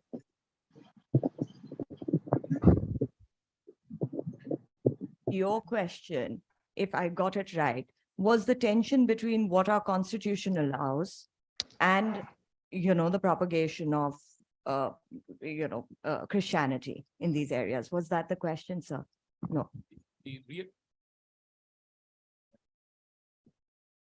No, I was just trying to say that one is that, you know, the Kantian universe in which you allow space for however micro your religious, your cultural self-expression. You need to have space for yourself. At the same time, you are permitting freedom of religion includes right to propagate, and what Cohen had mentioned is to convert. So that's basically a competitive marketplace of religious freedom, where the big fish will eat up the small fish. So you are creating a condition through a constitutional framework where actually you genuinely don't believe in inclusion. Like liberalism allows market model in which exploitation will be there. So, you know, of course, the Constitution allows conversion, but there have been many landmark judgments that have prevented, especially in Orissa, that have prevented any sort of conversion that is forced upon or based on inducement. However, having said that, we have anti-conversion laws, you know, in certain northeastern states, and we know that they don't work. You know, I consider myself a scholar of the Northeast. The longest running insurgency in the country is the NSCNIM, which was based on the mere fact that it was Nagalim for Christ. In 1921, the percentage of conversion was 0.7%. In 1950, it was only about 20-25%. In 1980s, when the gun-wielding insurgents split into two because of force, there was conversion up till 90%. You know, so there is this schism that we see, you know, in our laws and as what is practiced. More and more, we are also seeing fraudulent means in terms of people not registering, you know, into what they've converted into. So this is a problem that we deal with, sir. My second question here was on Christian missionaries. Did British use soft power? I think that's a very good question, you know. The Christian missionaries, I have to say, you know, let's say in the Northeast, it wasn't the Anglican Church, it was the Baptist Church. that came in first. They were the Americans that came in. One of the reasons for that, and sorry, sir, these questions take a few minutes. Yeah, I'm going to keep it really short, but I don't know how else to answer it. The British did not really start fully converting because they had stiff resistance, not only within the European citizens here, but also back home. So, there were a lot of other vested parties that came in, but this is exactly what I mentioned in my talk, is the adoption of Christianity was one thing, but the adoption of, let's say, the English language or the Western life, and then propagating that as being superior and more civilized to what we had here became a problem. Sir, your question on, spreading Christianity, I completely agree with you. This was a part of the Bible, but where I was coming from is the tension that Gandhi had. There is no question about it that this is a part, missionaries are not separate, from Christianity. But I think also the emphasis here is on the fact that, whether that proselytization is proselytization based on spiritual conversion or, methods that are illegal and unacceptable in communities like ours in terms of, inducement, which we see very often. So, thank you. Sorry, I'm cutting short. I understand. And I would request Dr. Shankar Sharan to respond. I'm very sorry, we don't have time, but please kindly respond as much briefly as possible. Thank you sir. सबसे पहले ये doctor Dayal ने दो बातें रखी। एक तो यह कि ये चेंज क्यों आया कि आरएसएस के लीडरशिप गांधी जी से घृणा या वितृष्णा रखने के बाद अब प्रेम पर क्यों उतर आए, व्हाई इट हैपेंड, ये उनका सवाल था। और मैं इसका उत्तर शायद यही समझता हूँ कि चूंकि आरएसएस ने आज तक कभी भी वैचारिक कार्य को महत्व नहीं दिया, वो एक्टिविटी और एक्शन पर बहुत ज्यादा केंद्रित रहे। चूंकि उन्होंने विचारों का जो खाना है उसको खाली छोड़ दिया, तो अंत में उनको जो डोमिनेंट आइडियोलॉजी जहां भी है, जब भी है, उसको स्वीकार करना उनकी लाचारी हो जाती है। जब सोशलिज्म की हवा थी तो उन्होंने अपने आप को सोशलिस्ट बताया, और अब उनको ये लगता है कि गांधीवाद ही देश पर महत्वपूर्ण है, तो उन्होंने गांधीवाद को अपना लिया। और मुझे लगता है कि ये जो कुनराड कहते हैं कि जो भी पावरफुल हवाएं हैं, वैचारिक हवाएं, उसको ये इसलिए अपना लेते हैं क्योंकि उन्होंने दिमाग का खाना खाली छोड़ रखा है शुरू से। तो ये शायद चेंज का एक कारण हो सकता है। दूसरा ये कि जो भी पावरफुल हो लोग या व्यक्ति, उससे आकर्षित होना। दूसरा बिंदु ये था कि गांधी जी, उनका जो दूसरा प्रश्न था, गांधी जी आरएसएस के डिसिप्लिन से और उनकी जात पात से ऊपर रह करके चलने वाली बात से बड़े इम्प्रेस थे। और राम गुहा कहते हैं कि नहीं, आरएसएस के प्रति उनका रुख एम्बिवेलेंट था। मैं यही महसूस करता हूं कि आरएसएस के प्रति उनका रुख कोई अच्छा नहीं था। गांधी जी इम्प्रेस्ड इसलिए हुए थे कि वो चाहते थे कि वो उनके और कांग्रेस के काम में आए, जबकि आरएसएस, डॉक्टर हेडगेवार ने आरएसएस को इंडिपेंडेंट व्यक्तित्व और चरित्र दिया, तो गांधी जी के वो किसी काम के नहीं रहे। और जहां तक उनके डिसिप्लिन की प्रशंसा करने की बात है, तो गांधी जी ने शायद ये भी कहा था, और ये मुझे राजनारायण जो सोशलिस्ट लीडर थे उनकी पैम्फलेट में मिला आरएसएस पर, कि गांधी जी कहते थे कि अरे वो डिसिप्लिन कौन सी बड़ी चीज है, वो तो ब्लैक शर्ट्स मुसोलिनी के अनुयायियों में भी है, so it was no big deal. तो कोई इम्बेलेंट बात नहीं थी। मैं समझता हूँ कि आरएसएस के प्रति उनकी कोई रुचि नहीं थी, कोई उनका ठोस प्रशंसात्मक वाक्य नहीं मिलते हैं। फिर ऋषिकेश के स्वामी जी ने कहा कि ये सुपरफिशियल सिमिलरिटीज हैं। I don't think so. जो सिमिलरिटीज मैंने देखी है वो उसमें कुछ तो काफी गंभीर है। उन्होंने फिलोसफिकल वर्ल्ड व्यूज के बारे में पूछा कि गांधी जी और आरएसएस के फिलोसफिकल वर्ल्ड व्यूज क्या थे। आरएसएस के फिलोसफिकल वर्ल्ड व्यूज, मैंने हिंट किया कि वो उन्होंने वैचारिक चीजों पर कभी ध्यान ही नहीं दिया, और ऐसे भी इसका जवाब वही दे सकते हैं। जहां तक गांधी जी की फिलोसफिकल वर्ल्ड व्यू है, तो गांधी जी की फिलोसफिकल वर्ल्ड व्यू कुल मिलाकर के एक शब्द पर थी, वह थी अहिंसा। वो हर चीज को अहिंसा से व्याख्यायित करने की कोशिश करते थे, और उसमें उनका ये भी एक था कि जो वो अर्थ कर रहे हैं बस वही अर्थ है। दूसरों की व्याख्या, दूसरों के चाहे विद्वान हो, ज्ञानी हो, धर्मगुरु हो, उनकी व्याख्या या शास्त्र हो, उससे उनको मतलब नहीं था। और ये फ्रेज उनके राइटिंग में और बोली में बार बार मिलता है। मेरी व्याख्या में, अहिंसा की मेरी व्याख्या, सत्य की मेरी व्याख्या, ब्रह्मचर्य की मेरी व्याख्या। तो गांधी जी का वर्ल्ड व्यू वो खुद थे कि जो वो कहें वही वर्ल्ड व्यू है। वो पॉलिटिकल साइंस के छात्र ने लेफ्ट और राइट विंग की बात की। मैं समझता हूं कि उनको इससे बचना चाहिए, क्योंकि लेफ्ट और राइट ये टर्मिनोलॉजी लेफ्ट की दी हुई है। और जिसको राइटिस्ट लीडर, राइटिस्ट राइटर कहते हैं, उन्होंने कभी अपने आप को राइटिस्ट नहीं कहा है। तो this is an abusive term, rightist. और गांधी जी हो कि श्री अरविंद हो कि आरसी मजूमदार हो कि सीताराम गोयल हो, उन्होंने कभी अपने आप को राइटिस्ट एक्नॉलेज नहीं किया। ये एपेलेट उनको लेफ्ट का दिया हुआ है, इसलिए इससे बचना चाहिए। और अगर आज नॉन लेफ्ट अपने आप को राइट कह रहे हैं, तो ये मानना चाहिए कि लेफ्ट की एक तरह से नैतिक और वैचारिक जीत है कि वो खुद अपने आप को लेफ्ट का दी हुई अवमानना, एब्यूज को वो एक्सेप्ट कर रहे हैं। फिर छात्र ने 3 घटनाओं के बारे में कहा कि उन्हें कठिनाई होती है। एक तो non cooperation movement Chauri Chaura के बाद गांधी जी ने वापस ले लिया या ब्लंडर था। तो ये तो स्पेकुलेटिव है, नहीं लेते तो क्या होता, हु नोस। इसलिए इस पर ज्यादा चिंता नहीं करनी चाहिए। और गांधी जी ने जो किया, कांग्रेस ने जो किया, उसका जवाब आपको क्यों देना है? वो उनकी राइटिंग्स पढ़िए और उनसे पूछिए।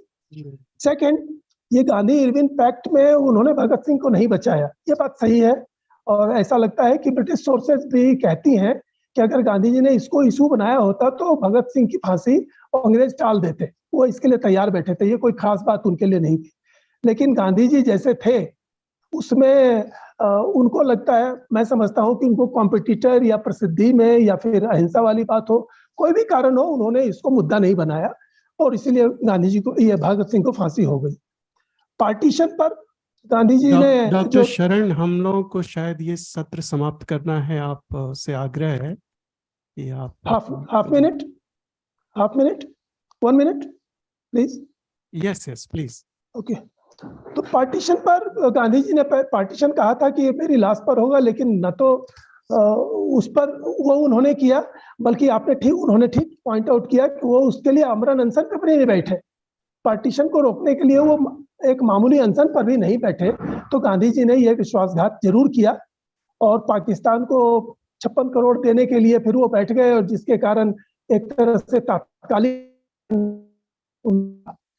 तो इन घटनाओं पर जवाब देने में कठिनाई की समस्या नहीं है। मुझे लगता है कि आपको इंडिपेंडेंटली इस पर सोचने की आदत डालनी चाहिए।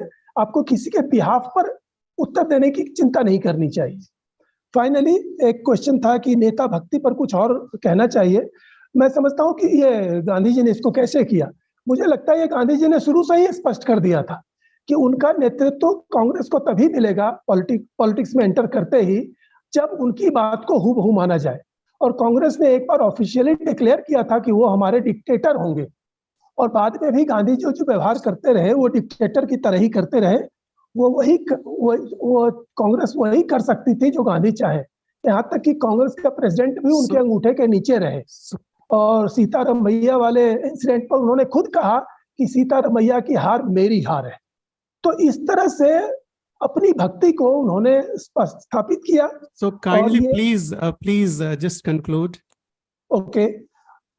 फाइनल थिंग इज कि इस चीज ने कांग्रेस को और बाद में भारतीय राजनीति को बहुत नुकसान पहुंचाया कि नेता को दूसरे नेताओं की तुलना में एक विशिष्ट स्थान दिया जाए।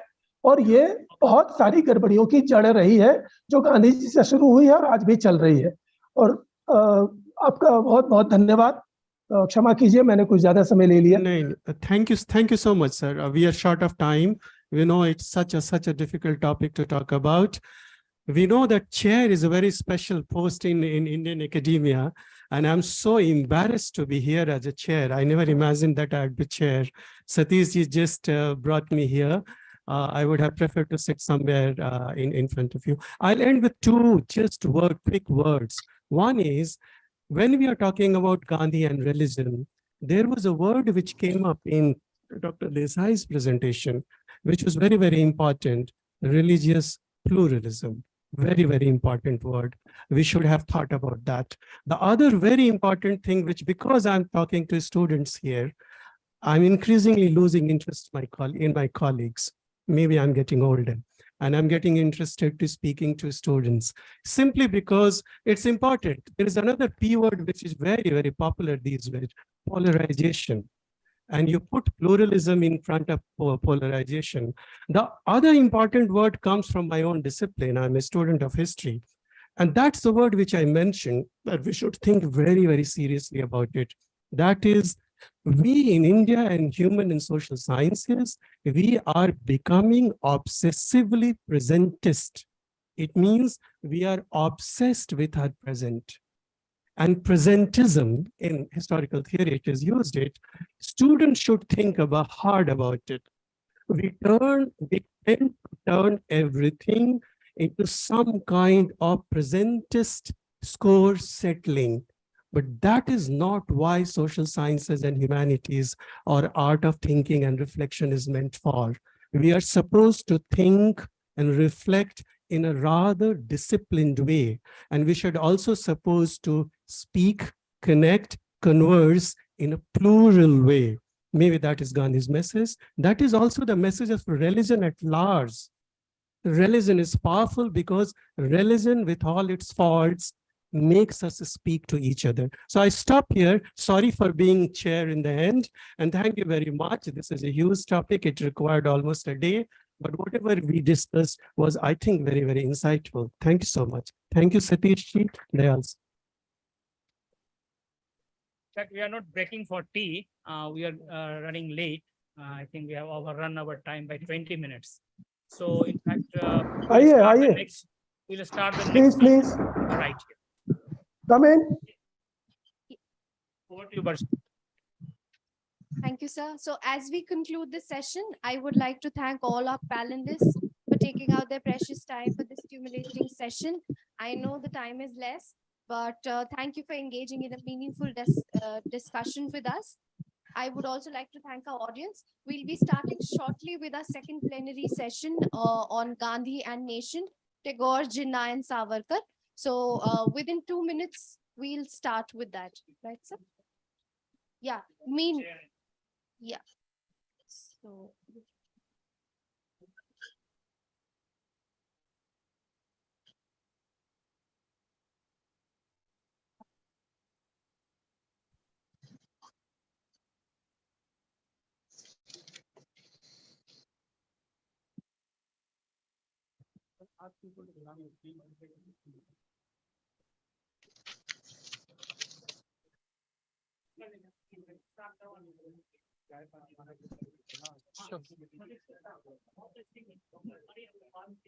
Everybody's moving. They start.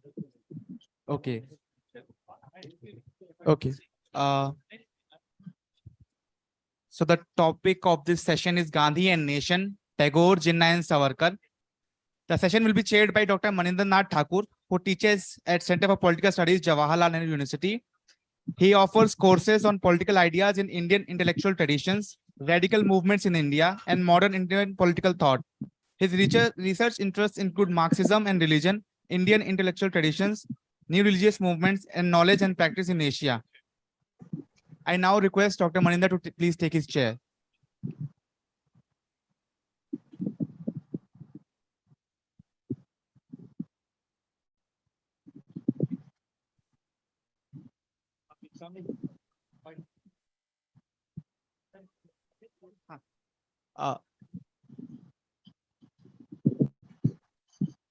I request Sanya Singh, President of Gandhi Studies Circle, to please felicitate our chair, Dr. Maninder Nath Thakur.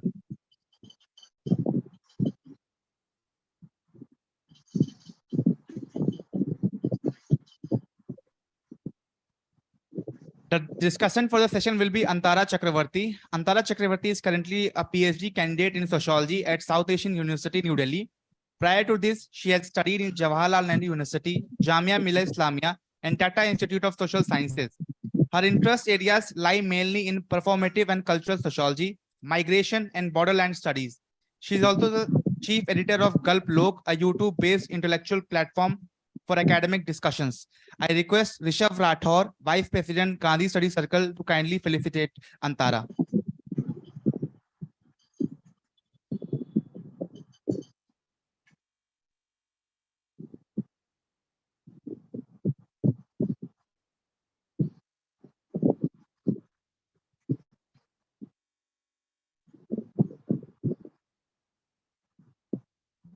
The first speaker for the session will be Dr. Gangeya Mukherjee, who is an independent researcher. He'll be speaking on the topic Tagore, Gandhi's Akin Critique.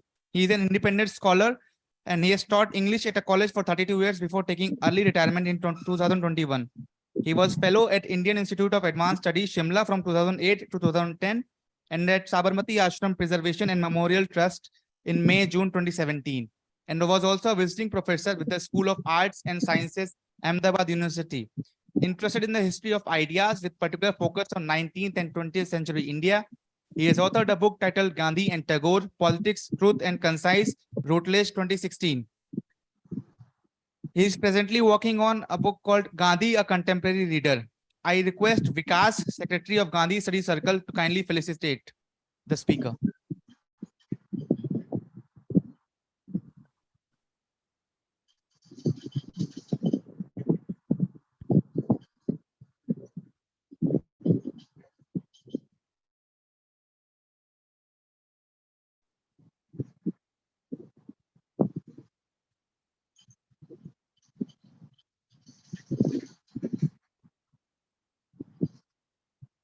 The second speaker for the session will be Professor Ishtiaq Ahmed. Professor Ahmed is Professor Emeritus, Department of Political Science, Stockholm University. His topic will be Gandhi and Jinnah on Nation. He is also Honorary Senior Fellow of the Institute of South Asian Studies at the National University of Singapore. He is currently visiting professor at the Government College University, Lahore.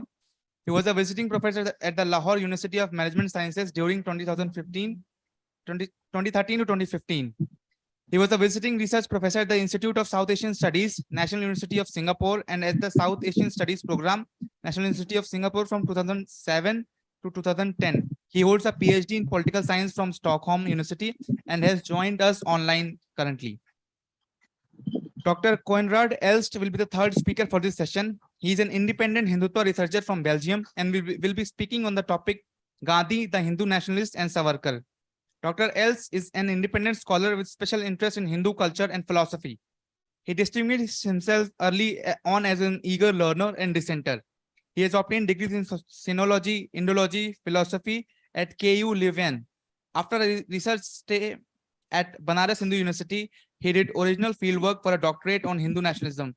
As an independent researcher, he earned laurels and ostracism with his findings on hot items like Islam, multiculturalism, and the secular state, the roots of Indo-European, the Ayodhya Temple Mosque dispute, and the Mahatma Gandhi's legacy. He also published on the interface of religion and politics, correlative cosmologies, dark side of Buddhism, and on many other issues. I request Divya Singh, Vice President, Gandhi Study Circle, to kindly felicitate the speaker.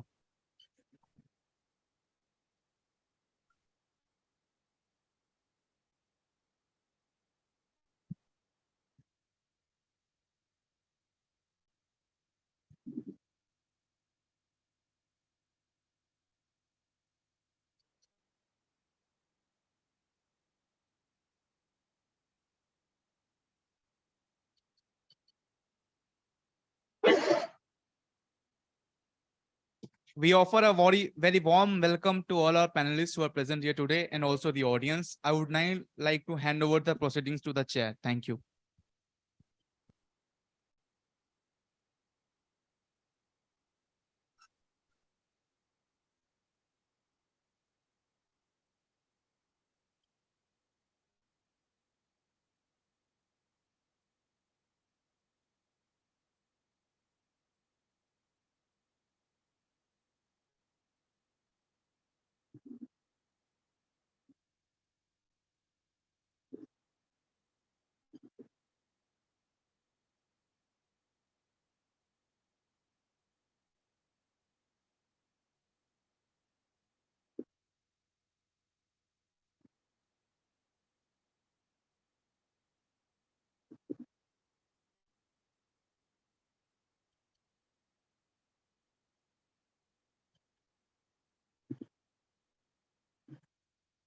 Hello, hello. Yeah.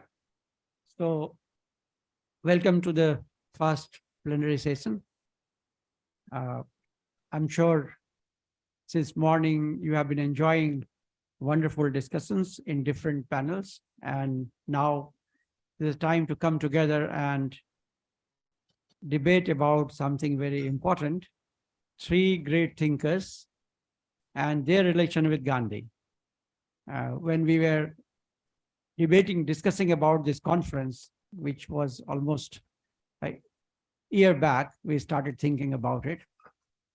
I had a chance to speak on this theme for the first time in this college, Gandhi and his critiques. We decided that let's engage with this idea. And we discovered that a lot of critiques have raised issues which needs to be taken up by academicians, going beyond what the previous chair said, presentism. So going beyond presentism, having more serious, reflexive discussion on their relationships, not because we have to locate them in history, but I think we have to locate them in philosophy. So I would not be presentist, but I will also not be historicist. I would rather like to be futuristic. So I'm looking for a great philosophy that can save humanity in future. And of course, I think Gandhi was one such philosopher, one of those philosophers who was thinking of a universal human liberation. And with his project of universal human liberation, he was debating with all other philosophers. So the answering to those questions being raised by, say, Tagore, Jinnah, or Savarkar should not be seen merely in the context of their historical relationship, but let us abstract that little further and think of their philosophical relationship. So these dialogues are important. I think we must get rid of that psychology that who was against whom. And well, I always cut this joke that you attack Gandhi and buy a house in Jorbag. So anybody who attacks Gandhi, I'm sure the book can be sold, can be bestseller. So let us get rid of that psychology and start engaging with them as philosophers and also in search of a new philosophy. So I'm sure this panel will do this in the same way, instead of really reducing them to present controversial moments of political history of India. We can take them a little away from there and extract some more serious resources for our purpose. Thank you very much. So I would like to invite Dr. Gangli Mukherjee to begin the presentation. And let me also say that we have around 15 minutes, extendable to 17, 18, or at least 20. Sir. Honorable Chairman, ladies and gentlemen, I will not attempt to summarize my argument because sometimes it leads to, sometimes in incompetent hands as mine, it might lead to absurd reduction at worst, at best cryptic, in a cryptic presentation. So let me, if need be, I will dispense with the other half of my paper, which will not do great harm to what I have to say. The debate between Gandhi and Tagore frames their larger and common concerns regarding the political community. The usual observation of an evidently fundamental divergence between their viewpoints might actually be more of a speculation, driven by the impression that differences regarding the timing and methodology of a political program eventually develop into polar positions regarding its underlying fundamental concept. I am speaking of the two great fundamental debates between them regarding the non-cooperation movement and the cult of the Charkha, as Tagore titled it. Occasionally, even separate intellectual categories might seem respectively appropriate to these two personalities, that of the moral activist and of the moral philosopher, which are suited to two distinct activities. One may, in haste, be inclined to understand Gandhi as primarily a moralist and Tagore as a moral philosopher. The activity is characteristic of the moral philosopher and the moral activist, respectively, have been distinguished philosophically, in this case by Alasdair MacIntyre, as the activity of the moralist who sets out to elaborate a moral code or to encourage its observance, Gandhi unmistakably, and that of a moral philosopher whose concern is not primarily to make moral judgments, but to analyze their nature. Tagore, superficially, unquote. It is perhaps more worthwhile a position to study both of them as a combination of the moral philosopher and the activist, inasmuch as they are engaged simultaneously in reasoning a moral vocabulary and using it to ethical purpose. Their aspirations and concerns, particularly regarding rural uplift and social reconstruction, their attitude to Western civilization, but most of all, in the impeccability of nonviolence, can be traceable to a similar life world and world view. Tagore might appear to be fundamentally critical of Gandhi's political program, positing Tagore as an opponent of Gandhi's nationalism. However, Tagore's opposition to nationalism is subtle, and his universalism is different from vague cosmopolitanism. Earlier in 1915, drawing an outline of his own identity, he had spoken of preserving the distinctiveness of traditions while building bridges between cultures. Gandhi's position was identical. And even if the differences were, as some have contended, fundamental, a search for reconcilement in their respective positions is hardly an overriding imperative. I'm of course not implying that the positions were unbridgeable, rather its opposite, and that the cordiality among them outlived the possible unbridgeable differences. It is safe to say that Tagore's criticism of some of Gandhi's essential positions indicates the nuances of the nationalist idea and the superfluity of political acrimony. In this paper, I do not propose to describe the very substantial content, but only to look at the signification of Tagore's criticism of Gandhi, as also that of Tagore's most controversial novel, Char Adhyay, which may not be possible in the time available to us, this second part. Notwithstanding his description of the novel as being a love story rather than a political critique, the fact remains that among his literary creations, Char Adhyay is analogous with Gandhi on the plane of political vision. My original intention to discuss alongside Tagore's volte-face on the Pune Pact must, on the grounds of the time frame available to this paper, wait for another occasion. It might be appropriate at this point to recall that a school of thought associated prominent with Louis Namier considered public correspondence as being naturally unreliable as historical resource, since its very nature involved some posturing. For him, therefore, it simply could not be historically treated as genuine.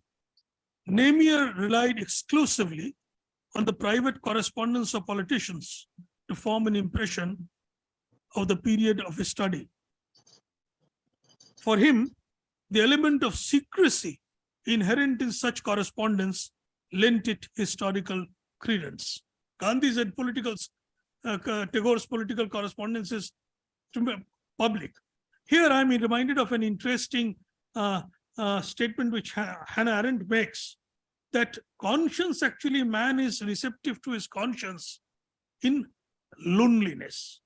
Because the moment conscience is carried to the marketplace, it becomes an opinion, and opinion is evaluated by the numbers that subscribe to it, rather than evaluated by other parameters. However, in this case, coming back to Namier, John Burrow wrote about the methodology of Namier in these words, and I quote, that the movement of events was essentially dictated by individual motives and calculations, presentism, and that political ideas were merely rhetorical froth, was thus more or less circularly guaranteed with a particular choice of sources. Public utterances were prima facie discredited because they were public, unquote. According to this view, we need to adopt a skeptical approach to whatever Gandhi and Tagore had to say to each other, merely because they engaged in a public exchange of ideas. Happily, that is not the only analytical option available to us. In the other reference, in his study of Nazi Germany, recently very famous Richard Evans quotes from the preface of L.P. Hartley's novel The Go-Between, written in 1953, that, and I quote, "The past is a foreign country. They do things differently there." In the words of Evans, it seems to me inappropriate for a work of history to indulge in the luxury of moral judgment. For one thing, it is unhistorical. For another, it is arrogant and presumptuous, unquote. Accordingly, rather than attempting to write a moral history of the debate between Tagore and Gandhi, we shall try to outline the world of ideas that generate the argument. The debate between Tagore and Gandhi might be prefaced by an early comment of Tagore in 1909 on the nature of political difference in contemporary times, of Tagore's times. Tagore stated, and this is Bengali source translated by me. Tagore stated that the debate regarding the politically beneficial and the politically expedient had never been concluded in any country, in any time. Whereas in history, this debate has been causing bloodshed and a continual regeneration in different guises in the generally controlled atmosphere of political activity in the closing years of the 19th century India. He felt that before the Swadeshi agitation, the articulacy of differences regarding the welfare of the country had been largely confined to meetings and press journals, was comparatively tame and merely smoldered without, as he said, igniting with the quote-unquote flame of conviction. However, in the present, he said, viewpoints were generally perceived to be eminently linked with the welfare of the country and not as merely the echo of poetic metaphors. This is strange, coming from a poet himself who depended largely on poetical metaphors to make his point. He felt that it was an auspicious sign of the times that nobody was let off easily on expressing a view on the affairs of the country. And with politics becoming more intense and active, there was, he said, an auspicious element of acrimonious articulation in political discourse. Very significantly for his subsequent differences with Gandhi, Tagore had stated as early as the year 1909 itself that howsoever intense be the excitement of the argument between opposing schools of thought, since there was no reason to doubt their genuine dedication to the welfare of the country, it was necessary to understand in full both the substance and the commitment of the differing argument. M.N. Roy is an exception here. M.N. Roy naturally doubts even the credential of the opposing argument. To be either annoyed, this was my gloss, not Tagore's. To be either annoyed at the outset or to become suspicious of the sanity of the other's mind was to perhaps deceive one's own self. Tagore felt that as the disagreements arose from an intensified concern with the affairs of society, he saw no reason to doubt the basic commitment and the soundness of reasoning that underlay the differing point of view. It is worth mentioning that the only notable exception that he made in his life to this belief that the other point has to be understood was arguably with regard to the path of violent political method, which he termed as Bibhishika Pantha, the path of horror. And this attitudinal exception was perhaps essentially due to the fact that political violence on behalf of an ideology never accepts the possibility of its own ideological fallibility. It was Tagore's expressed belief, and I quote, when I translate from Bengali, it can never be true that to respect the difference in opinion was to disrespect one's own discernment. This is from the Rachanavali. Now, I come to the non-cooperation and Charkha part of the debate. Tagore's opposition to the manifested reality of Gandhi's non-cooperation campaign and the connotations at different levels of Gandhi's rejection of foreign woven cloth and his promotion of Charkha was based on his reading the ground realities of both, that the former was exclusionary and chauvinistic. This is Tagore's view. Gandhi replies very robustly. I'm not reproducing Gandhi's reply here. And the latter, mechanical, cultish, and economically unsound. As to these three criteria, Gandhi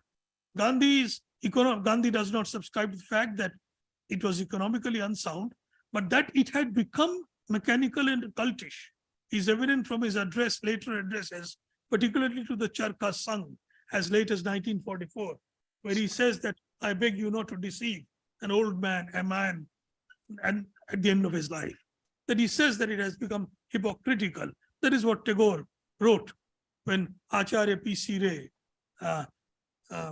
wrote against him what Tagore described as censure in printer's ink. Because of its primarily political manifestation, Satyagraha generally came to be perceived almost exclusively as a means of protest.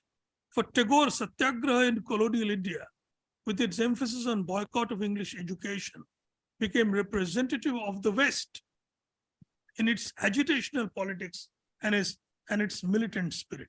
Tagore constantly speaks of, in Bengali, if I have to translate it on the spur of the moment, that he speaks of people intoxicated in the political taverns of Europe. Europe are shuri khana hai, the taverns of Europe. They are intoxicated. He didn't say that of Gandhi, for Gandhi. Even as he eulogized Gandhi for rousing what he said was the immense power of the weak, which reposed in the destitute and insulted humanity of India. Again, Tagore's own words.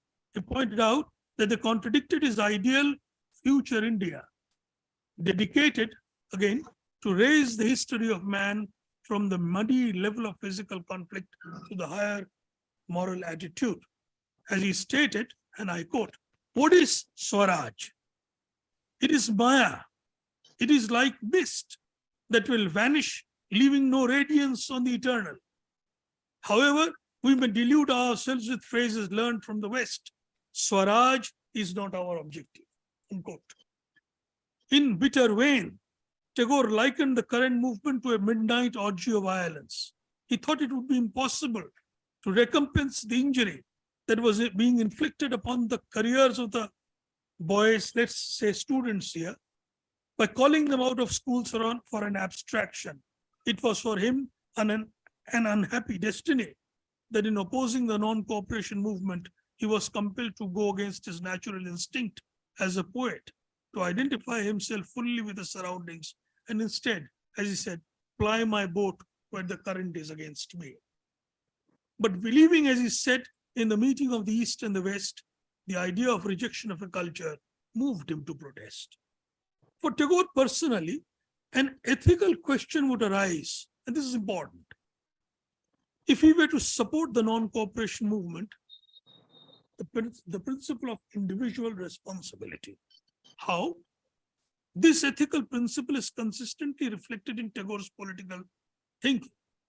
In the context of this present discussion, he referred to the insistent ethics against advising others to sacrifice without being prepared to offer one's own for the same end.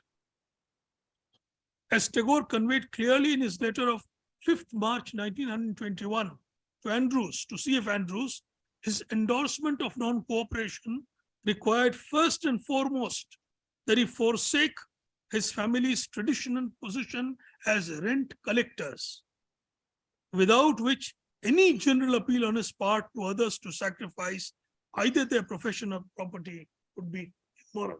And Tagore said that because his life, not his lifestyle, his life and work actually made it impossible for him to give up his position as a rent collector. I and Borodada, as he said, I mean, Dijendranath Thakur, who had no qualms in being a rent collector, as well as Gandhi's staunchest supporter, as Gandhi continued to point out that Borodada can see no mistake in me. Inexplicably omitted from the version first carried in the Modern Review, I mean, of this letter, almost all subsequent compilations have followed suit. I mean, all of the compilations do not have this paragraph. The letter is reproduced, but this paragraph that he has to first give up his own position as rent collector, this has been, I do not know, excised. It was excised first in the Modern Review and followed. In fact, this omission has since deprived the debate of a vital statement actualizing Tagore's ethical and political kinship with Gandhi. The meaning of Tagore's position in the debate was given a more nuanced expression in his play Muktadhara in 1922, with the theme of renunciation and leadership being the keynote of the play. Krishna Kripalani termed it as a sense and noble tribute to the personality of Gandhi and his campaign of non-violence. The dialogue of the play offers valuable insights into Tagore's views on leadership. Much has been made of the Neta worship, the relationship of Gandhi with his followers, and of Gandhi's conception of his own political duties. Ira Sepp, an American scholar, has described the play as Tagore's mature objection to political tyranny in the name of the humanizing energy unleashed by the Buddha. Blind public adulation for the seer Dhananjay, mirrored on Gandhi by the public of Uttarkut, is depicted as destructive energy and a source of misgiving. Gandhi, on the other hand, being allergic to idolatrous public following throughout the national movement, and particularly during the non-cooperation and civil disobedience movements, remained unexceptionably alert to the perils of unquestioned obedience to him. He openly disliked slogans of salutation, and this I am addressing the students also.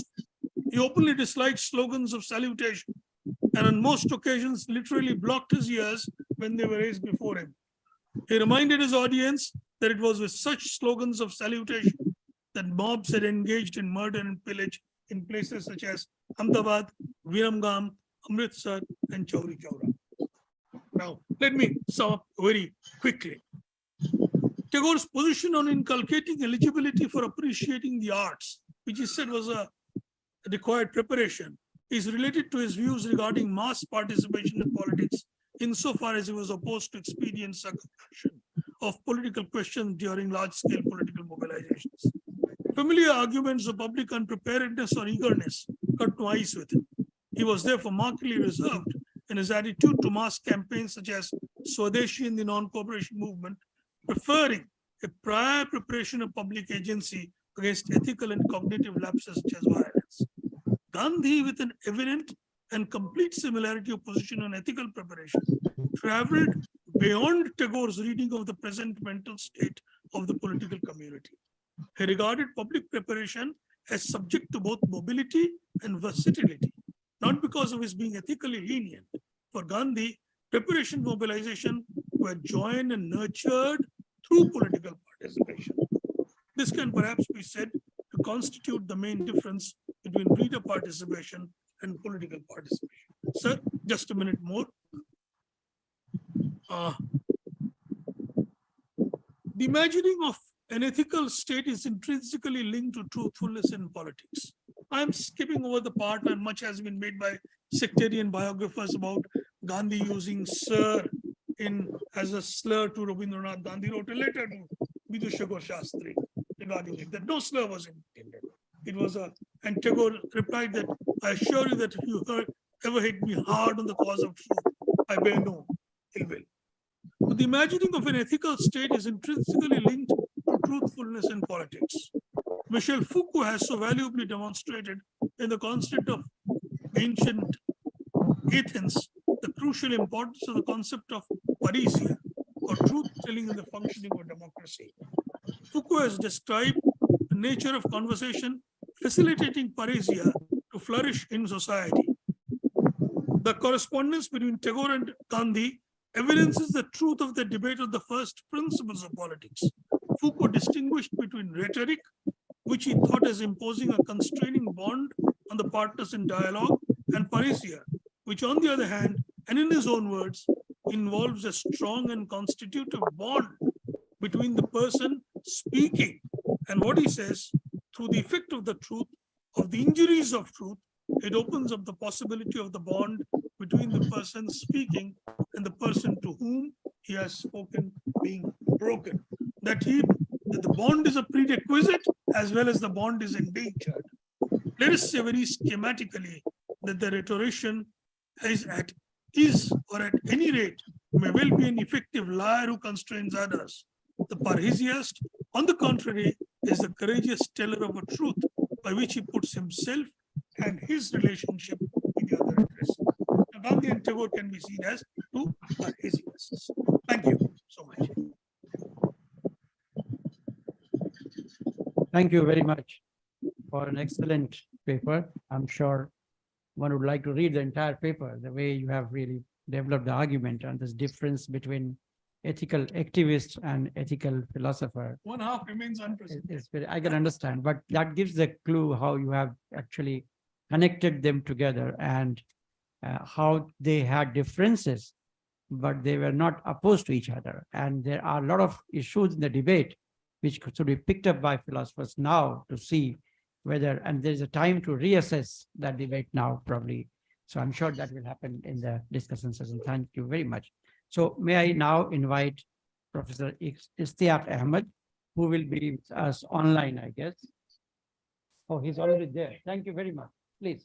So we have 15 minutes for presentation, extendable to 5 minutes, and then we'll have 20 minutes. Oh, thank you. Thank you very much. I hope I'm being heard at your end. I'm greatly honored to be invited to this ongoing discussion on Gandhi and its critics. And there was no other critic of Gandhi who is more famous, notorious, whatever you want to call it, than Muhammad Ali Jinnah. But I think listening to my predecessor, actually, his book was awarded this comparison between Gandhi and Tagore, the best non-fiction book award, and I was one of the jury members who took part in it. So the problem with Gandhi and Jinnah is that one can't compare them as two philosophers. Their relationship is very incongruent. But in order to make sense of what both were doing, while granting that Gandhi was the philosopher as well as the social activist, but at the same time, a leader of the same qualities as Jinnah, wanting his will to prevail, I think it's important to keep in mind that there are two ways one can analyze or appreciate the position on a nation. For what really is a nation? A nation is a group of people sharing some cultural traits who assume that they have the natural right to exercise self-rule or sovereign authority over a given territory. So that's what a nation is. Then the question is how to evaluate such a claim. And I think there are two ways of looking at the claims to being a nation. One is that a nation is constituted by free individuals who belong to a given territory, and within that territory, they enjoy equal rights as citizens. The opposite view is that one is member of a nation by virtue of some ethno-cultural factor. It can be race, as was the case of the Nazis. It can be religion, as has happened in a number of cases of states being founded on religion. Pakistan is a case, Iran is another, Israel would be another case of states or nations claiming to be deriving their legitimacy on the basis of a particular faith. I think Mahatma Gandhi basically approached this from a territorial units point of view. He tried to argue that all those who lived in India by virtue of being bona fide residents of India were member of the Indian nation. And therefore, this nation is indivisible as well as the territory in which they live. Of course, Gandhiji, in his understanding of a nation, wanted to argue that the Indian nation was a civilizational claim, that unlike many other parts of the world, India had a continuous civilization, and the Dharma theory basically gave the cultural traits for being part of the Indian nation. But since Hinduism was a non-proselytizing religion, it could very easily accommodate people who came later and settled in India and became a part of the Indian nation. He therefore developed this idea of India being the home to several religious, cultural communities who nevertheless, according to Gandhi, shared a common homeland and were therefore part of one nation. Having said that, of course, Gandhi had to face the problems of the 20th century. The 20th century was an age when claims to equal rights and freedom were made and became part of the political parlance. Political, civil, socio-cultural rights were now being discussed as part of the rights of people.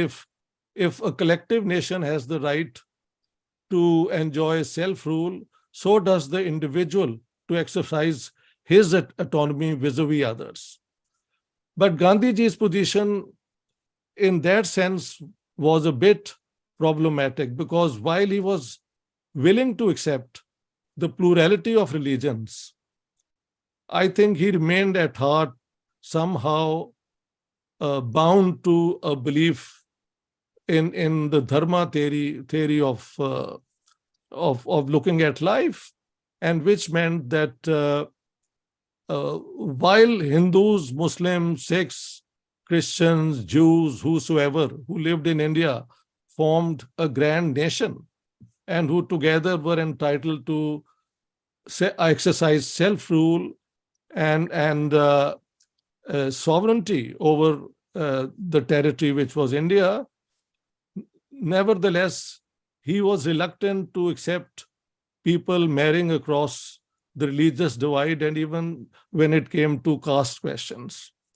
I'm told that over time, he changed his position even on this, and in a way which was a progressive movement towards a more liberal type of idea of a nation. But I think this tension remained within him. Now, Gandhi's main mission was to keep India united, and for that he devised a number of strategies and initiatives to make that possible. And I think we were discussing the non-cooperation movement, but I would say that Gandhiji, by supporting the Khilafat movement, was actually ensuring that, or trying to ensure that the Muslims who, since the passing of the Act of 1909, had been alienated from the rest of the Indian population, could be brought back into the nationalist fold. And so supporting the Khilafat movement, and I've gone through his writings on why he thought it was right to support the Muslim demand for the restoration of the Khilafat and the Muslims having control over their holy cities of Makkah, Medina, and Baghdad. Because during the First World War, the British did give some assurances to the Muslims that if they took part in the war, enlisted them in the army and fought during the First World War, they would nevertheless be the institution of the caliphate, which was the last symbol of Muslim power, would not be dismembered. But the British went completely, they abandoned that, they betrayed that promise, and now the Muslims were agitating for the British to keep that promise. And Gandhiji, I think, made this decision in the best intentions of bringing Muslims into the nationalist fold. The non-cooperation movement is then, of course, problematic because some of the demands which were made by Gandhiji were extremist, like that you surrender all British titles, give up government jobs, stop buying British products, and so on. And within the Congress also, he faced opposition. So that is where I think Muhammad Ali Jinnah then broke up with Gandhi and developed a deep grudge against Gandhiji. Now, if we turn to Muhammad Ali Jinnah, unlike Gandhi, who was a thinker, an original thinker, an innovator, a creative master of introducing new strategies to confront the British, the whole idea of non-violence, I think, was a calculation made on the basis of the fact that the British, the state created by the British in India was a very effective instrument in which the local Indian people were involved. And to confront it through armed struggle was a suicidal mission. So short of that, it could only be non-violent resistance. And I think that was a fairly successful way of putting the British on the back foot. On the other hand, Muhammad Ali Jinnah's career begins as an Indian nationalist, more in the liberal tradition of all Indians, irrespective of their caste, creed, and color, and so on, having equal rights. And that's what he starts arguing. The Lucknow Pact is agreed on such a basis. But later on, when he and Gandhiji developed personal differences, I've given those examples in my book on Jinnah, where Gandhiji a few times apparently irked Jinnah, and Jinnah felt that his claim to be a leader of the Indian people and lead them to the freedom of India was being taken away from him by Mahatma Gandhi through these extremist initiatives like non-cooperation and so on. So after abandoning the Congress in 1920, then Jinnah eschewed. He actually looked down upon philosophical abstract principles, and he said that he was interested in practical solutions. So then we find that he abandons the idea of an Indian nation, but is not as yet convinced that India needs to be partitioned. During that second phase, then, Jinnah is working with another theory, and that is that India is a multinational society, and he identifies a number of nationalities: Hindus, Muslims, Sikhs, Dalits, and the Dravidian people of the South. And he says that any idea of an Indian nation doesn't apply to this subcontinent. So we should have a political order in which the center is entitled only to the very essential functions like defense and foreign affairs, and all other real powers should be vested in the provinces. And he worked towards it until the 1937 elections. At that time, we find in the elections which followed, the Congress triumphed in 6, 7, 8 provinces, whereas the Muslim League was routed. And when the Congress gave the call of mass Muslim contact, then Jinnah changed his position completely, 180 degrees, 360 degrees, depends on how you look at it. And he started championing the partition of India on the basis of the two-nation theory. So in the case of Jinnah, who's always into practical politics, it doesn't really matter what he has said in the past. It is the context in which he is doing his politics. And first, he is a supporter of a united Indian nation, critical of the formation of the Muslim League, very critical of the partition of Bengal, rejects the Shimla deputation of 1906, but then changes completely into one arguing about India being a multinational society with many nations claiming equal rights.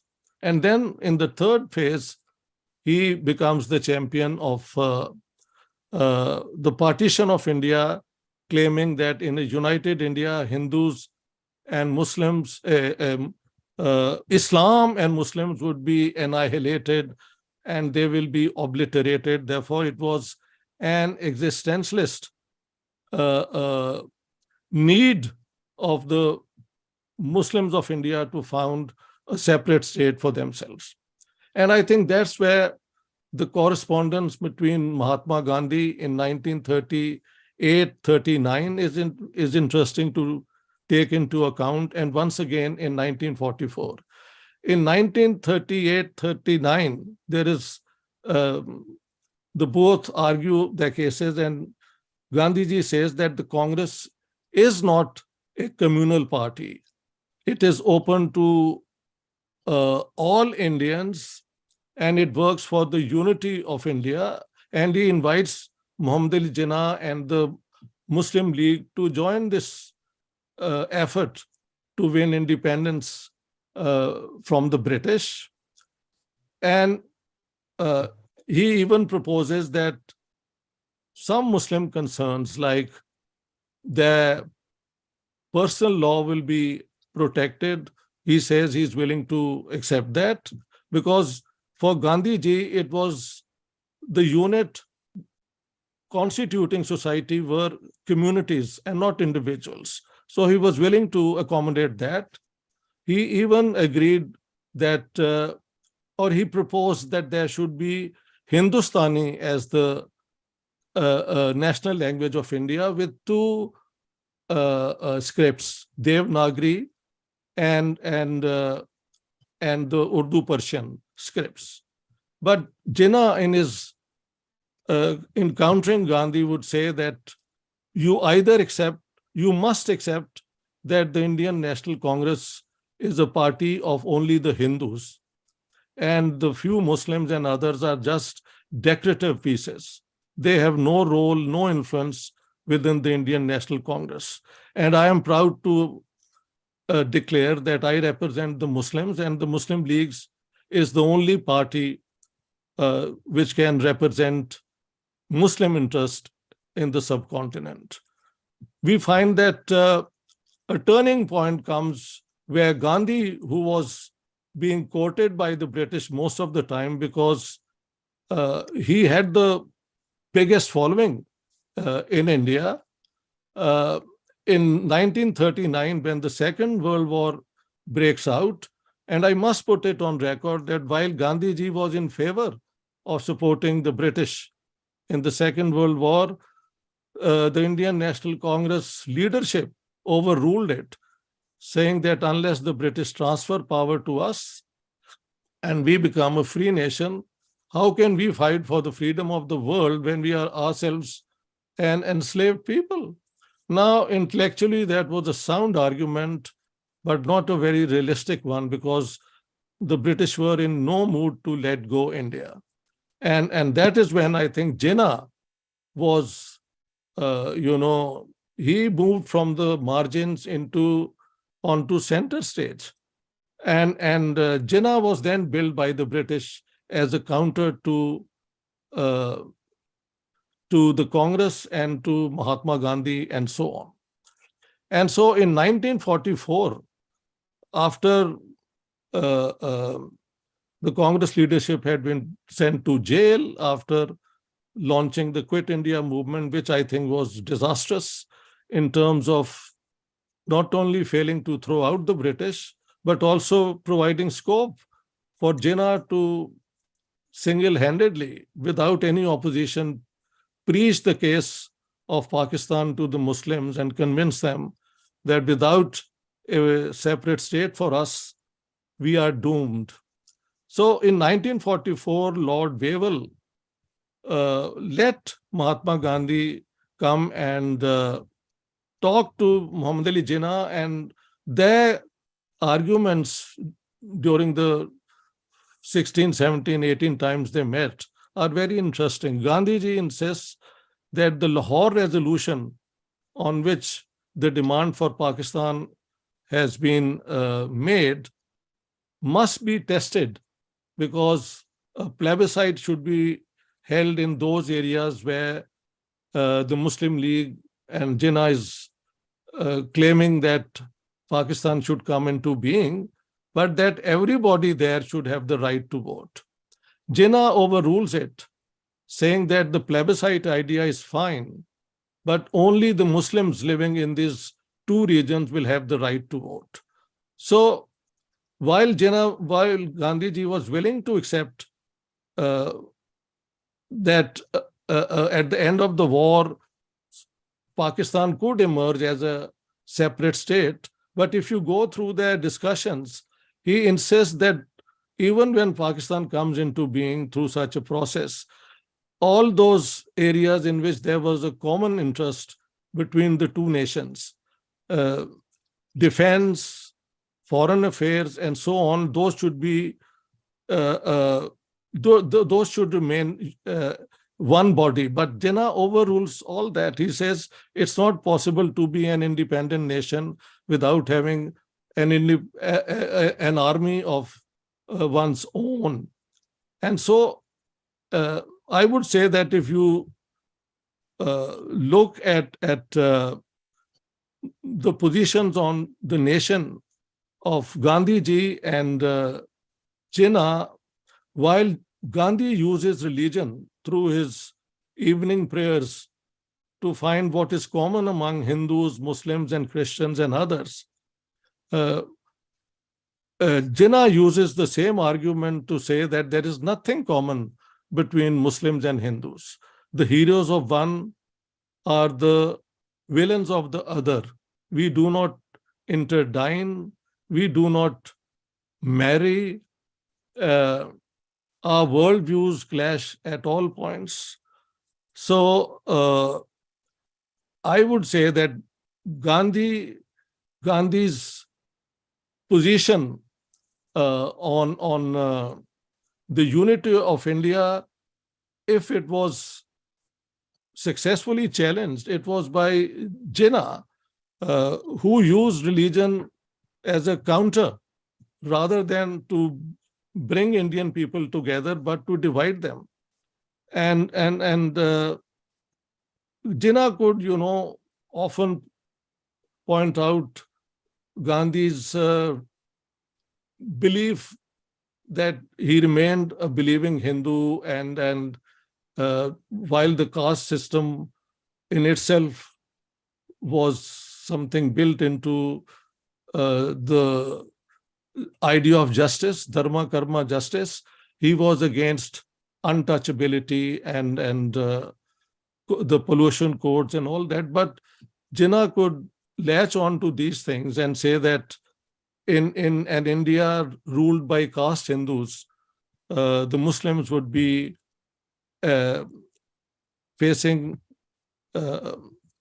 discrimination and they would not have a fair share in the power and so on. I think I would end on this note because while Gandhi and Tagore can be discussed in abstract philosophical terms, for Jinnah, these were a waste of time. What was actually true were the facts that he saw divided Hindus and Muslims, and therefore he stood for the partition of India. I think that's my reading of the two leaders. Thank you very much.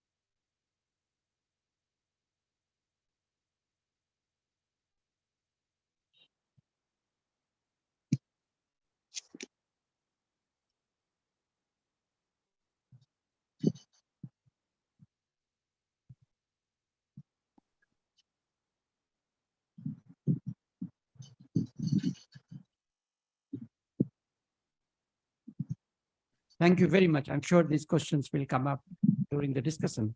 Now I invite Dr. Konrad Elst. Please start. Thank you very much.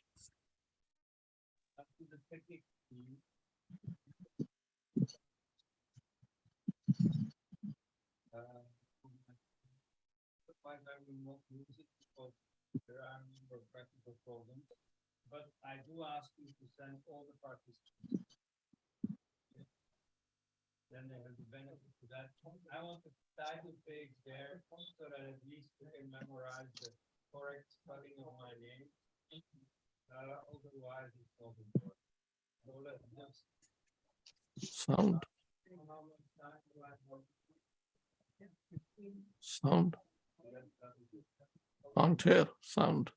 Does this work? Yeah. All right. There we go. So we're going to start this story with a person that many of you might not have heard of, Swami Shraddhananda of the Arya Samaj. The Arya Samaj was the first movement in Indian history that took the Hindu-Muslim conflict seriously and took it to the ideological roots. You see, for centuries, Hindus had been fighting Muslim invaders and Muslim rulers without ever studying Islam. You know, that was an early case of what you now see all over the place, the racialization of religion. They acted as if a Muslim is born as a Muslim and is never going to change, he's always going to be a Muslim. It is like as if people of different nations fight each other, of different races fight each other. So there was never any study of Islam as such. There was no question of, okay, why are they destroying all these temples? What makes them do this? You know, this is part of the Islamic ideology. And so the first book that addresses this question is the Satyartha Prakash, the foundational work of the Arya Samaj in about 1875. So Shraddhananda takes it further, several others also, like Pandit Lekram, who gets murdered in 1897 because the Muslims don't like it. And so he criticizes Islam, and the result is that he gets killed. A number more of Arya Samajis suffer that same fate. Now, Swami Shraddhananda is a person known to Gandhi. In fact, it is he who first calls Gandhi a Mahatma, namely when Gandhi comes back from South Africa in 1916. He sends his children to Swami Shraddhananda's Gurukul, to his school, and so on that occasion they meet. Now, Swami Shraddhananda is one of the founders of the Hindu Mahasabha, the first Hindu political party. It had several false starts, but it starts in earnest in 1922. And it has a specific political profile, so it's very explicitly pro-Hindu. Unlike Congress, it specifically wants to be a pro-Hindu party. That's what Jinnah, as we just heard, thought that Congress was. So Congress meant to represent all Indians, whereas the Hindu Mahasabha was specifically a party to advocate Hindu interests. Not really a separate political party yet, mostly an intra-Congress lobby group. And that's what it will remain until 1935, when the Congress leadership decides that Hindu Mahasabha people have to choose. So you have some like Pandit Madan Mohan Malaviya, who choose to be with the Hindu Mahasabha. You have others like Rajendra Prasad, who join Congress and leave the Hindu Mahasabha. You know, much to his own advantage, he became Congress president and later president of India, which would not have been the case if he had remained with the Hindu Mahasabha. Because of the Arya Samaj background, which is predominant, the Hindu Mahasabha is very anti-caste, far more radically so than Mahatma Gandhi. Although this influence slides back somewhat, because as soon as it becomes known as the defender of Hindu interests, many Hindus join it who do not share this anti-caste platform. So they become a dead weight, and the anti-caste dynamic emanating from the Hindu Mahasabha becomes less and less.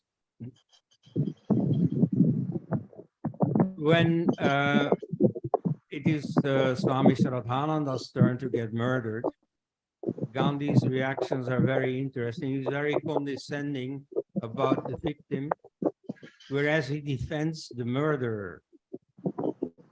And so that is one of the things that will be held against Gandhi by his own murderer later, Nathuram Godse.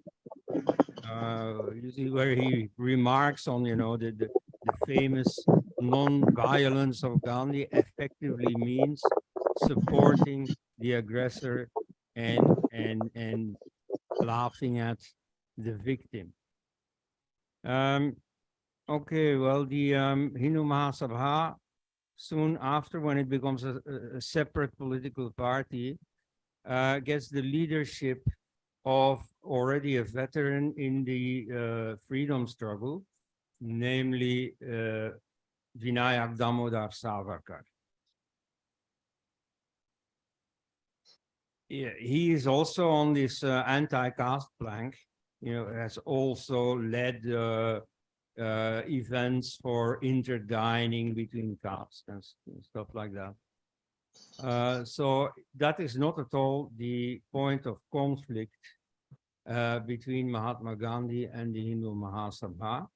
I noticed this because you see in the West, you find quite a few articles and, introductory books and so on that claim that Gandhi was murdered because of his anti-caste stand, which was not all too solid either, but that's a different matter. Because Hindus resented this and wanted to punish him for being anti-caste. You see, there is this Western idea that since Hinduism is pro-caste, Hindu extremists must be extremely pro-caste. Now, the historical situation is just the reverse.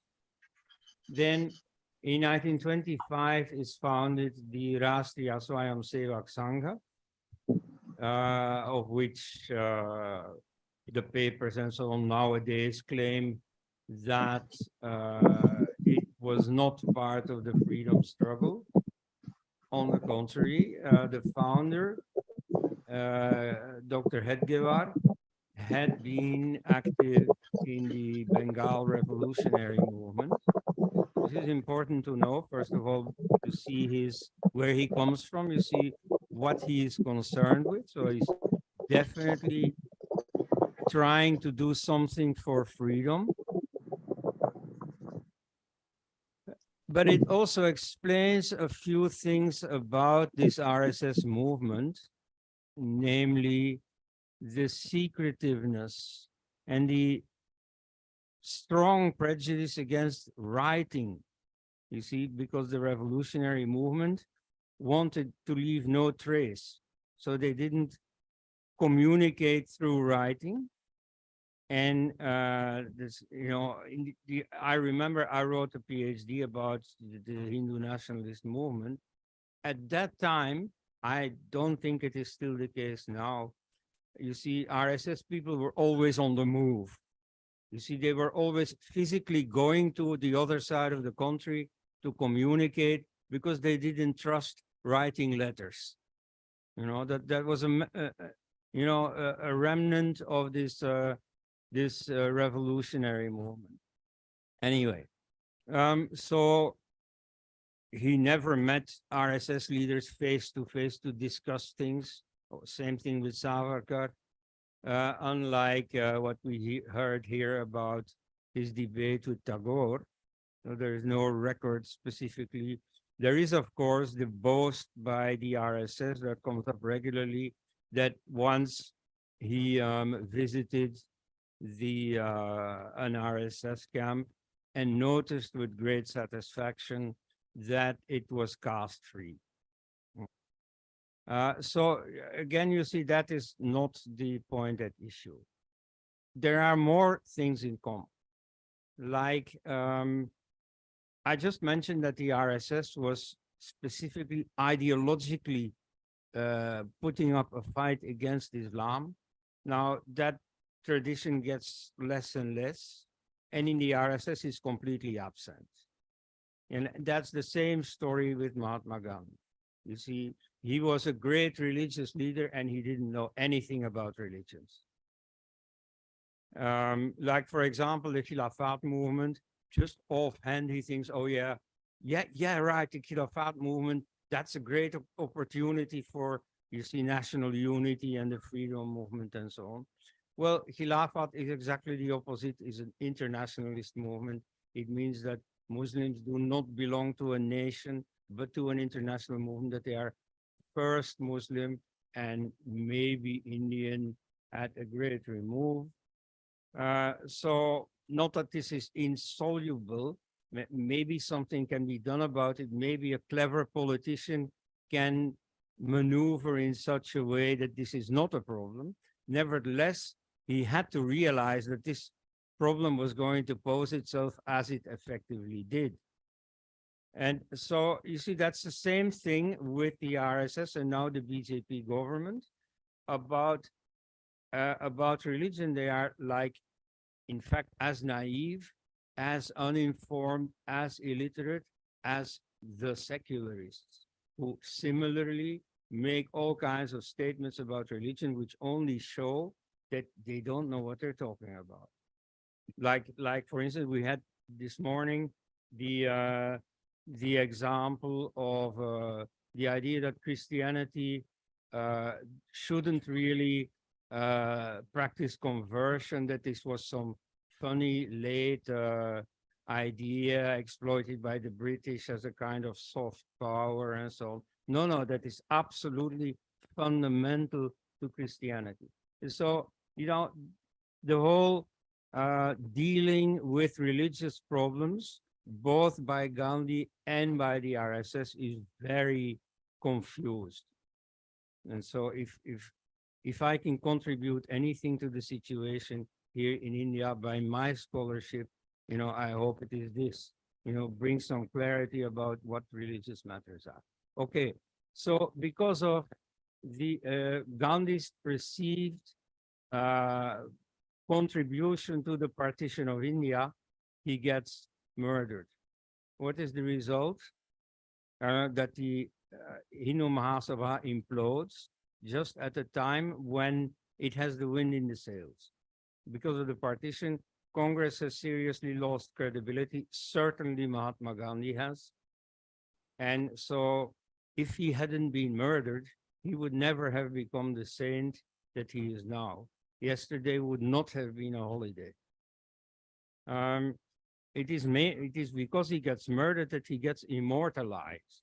I don't know if that was Nathuram Godse's intention, but that's certainly what happened.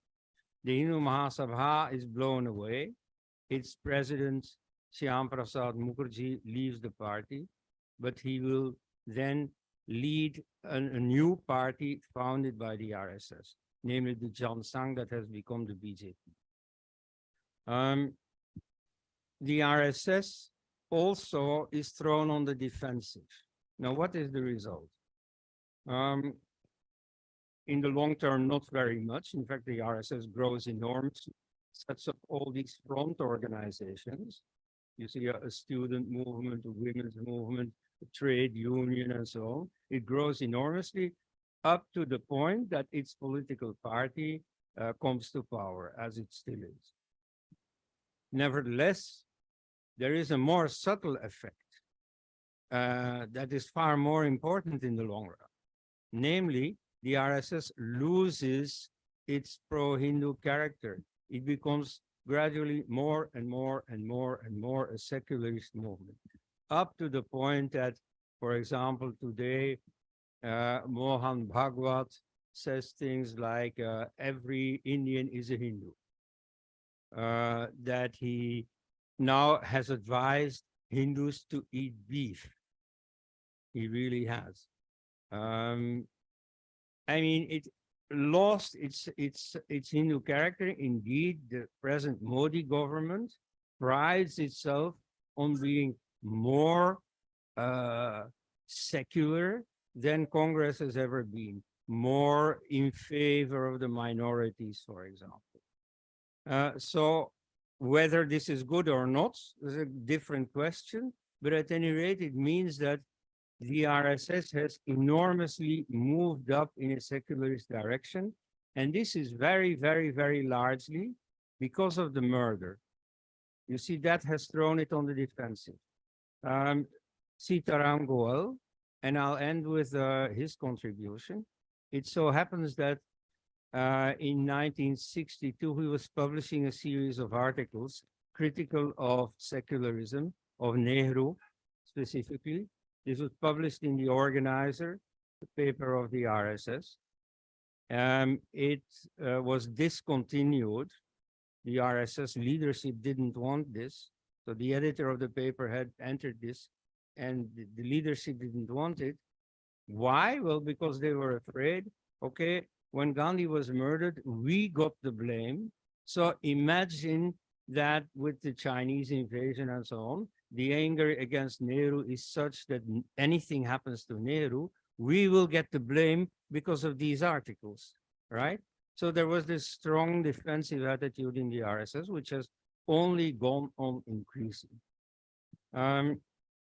So that you get this entire shift in the whole Hindu movement, which becomes less and less and less a Hindu movement, to the point that when back then many Hindu, not just the murderer, but very many active Hindus were very critical of Mahatma Gandhi. Today they worship Mahatma Gandhi. You see in the speeches of Narendra Modi, Gandhi is very prominent. It's only Nehru that they haven't embraced yet, but you see Ambedkar, even Periyar, Jyotirao Phule and so on, all the traditional enemies of Hinduism have all been embraced by the Hindu movement today. You see, so this Gandhianization and Nehruization of the BJP movement is ultimately a result of, or very largely so at least, a result of the loss of legitimacy of the Hindu movement because of the murder, right? And yet you see the murderer himself was a pupil, sidekick of Veer Savarkar.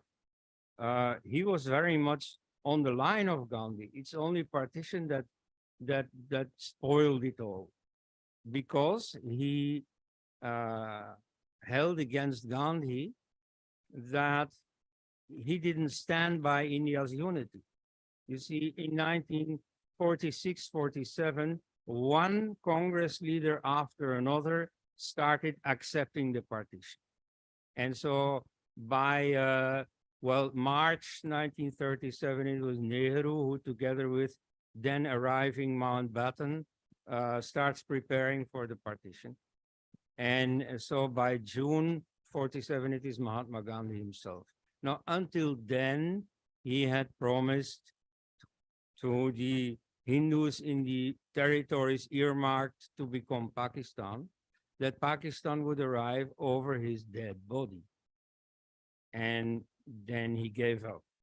And so the guarantee he had given to them turned out to be worthless.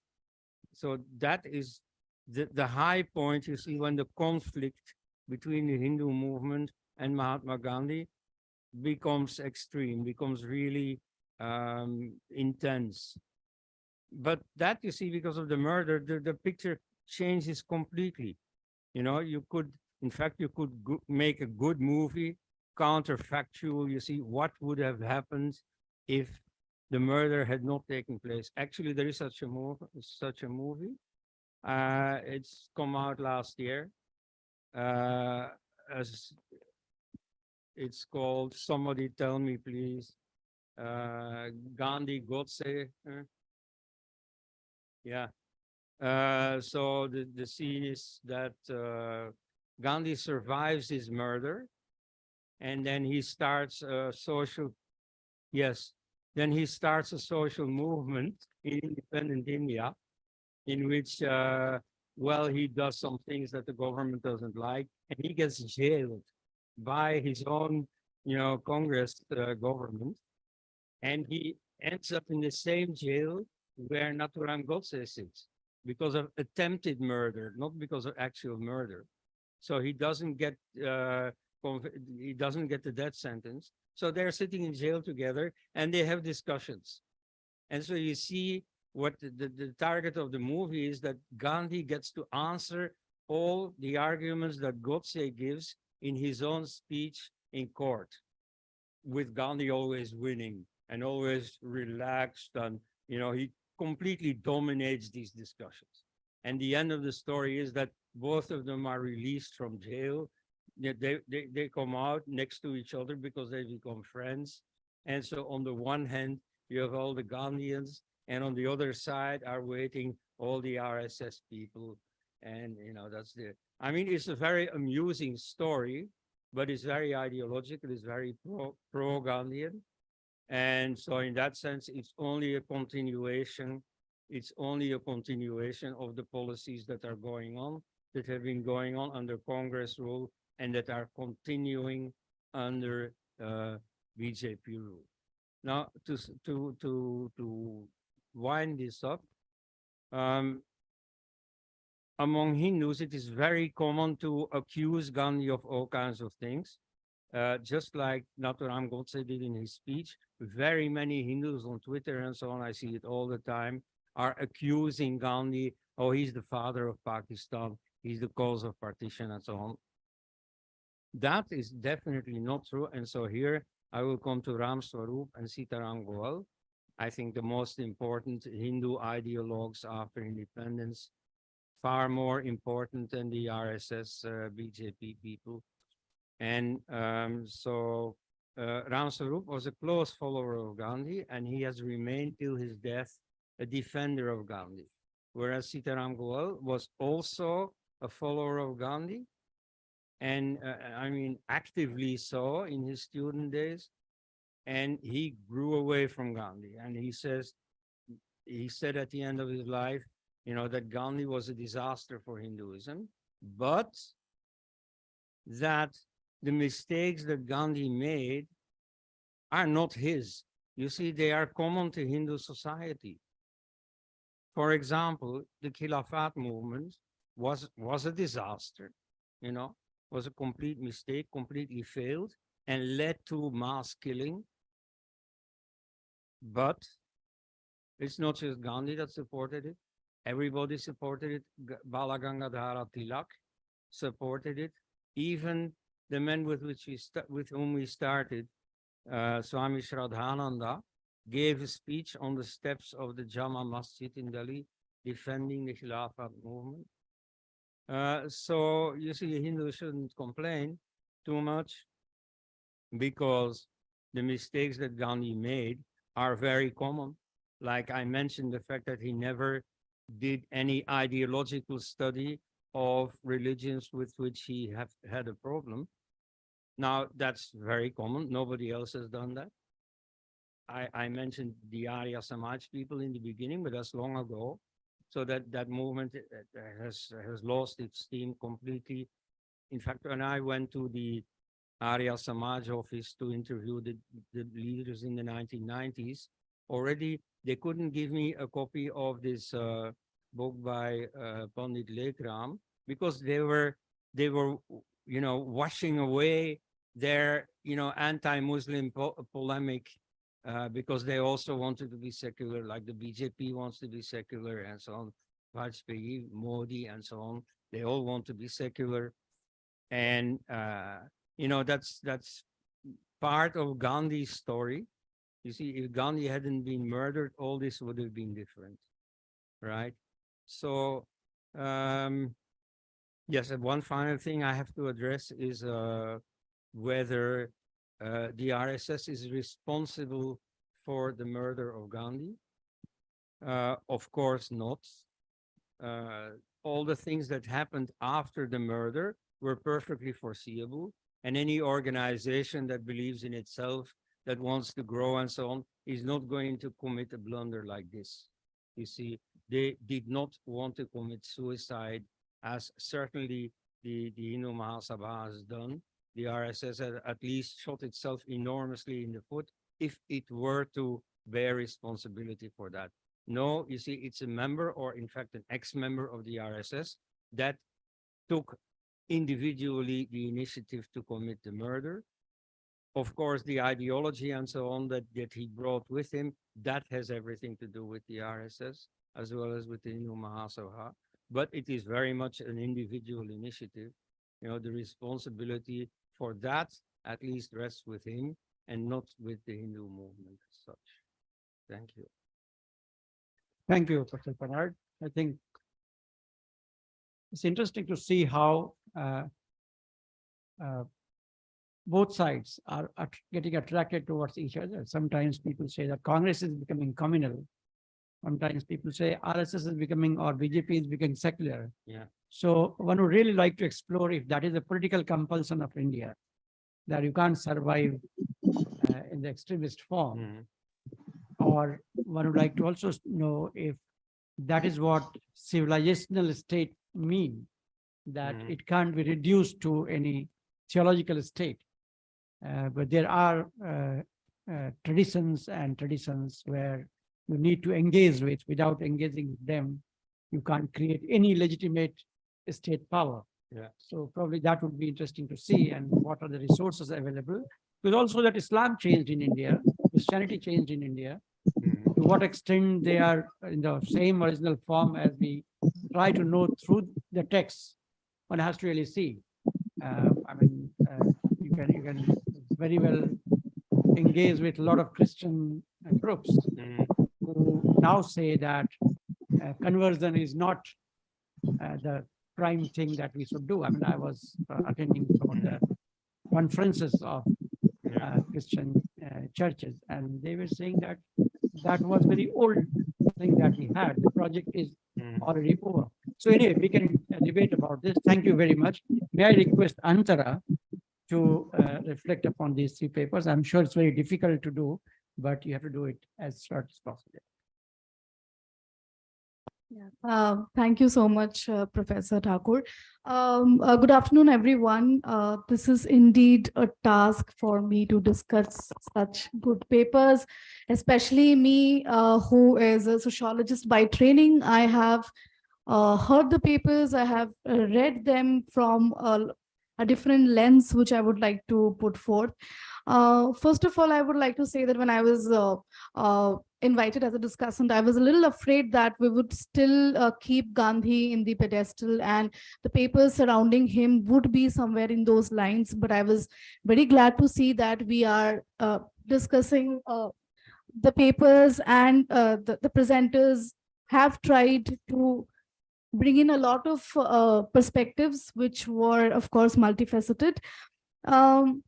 To start with, I would like to say that how we have always kept Gandhi as a political figure, a philosopher, a South Asian modern thinker.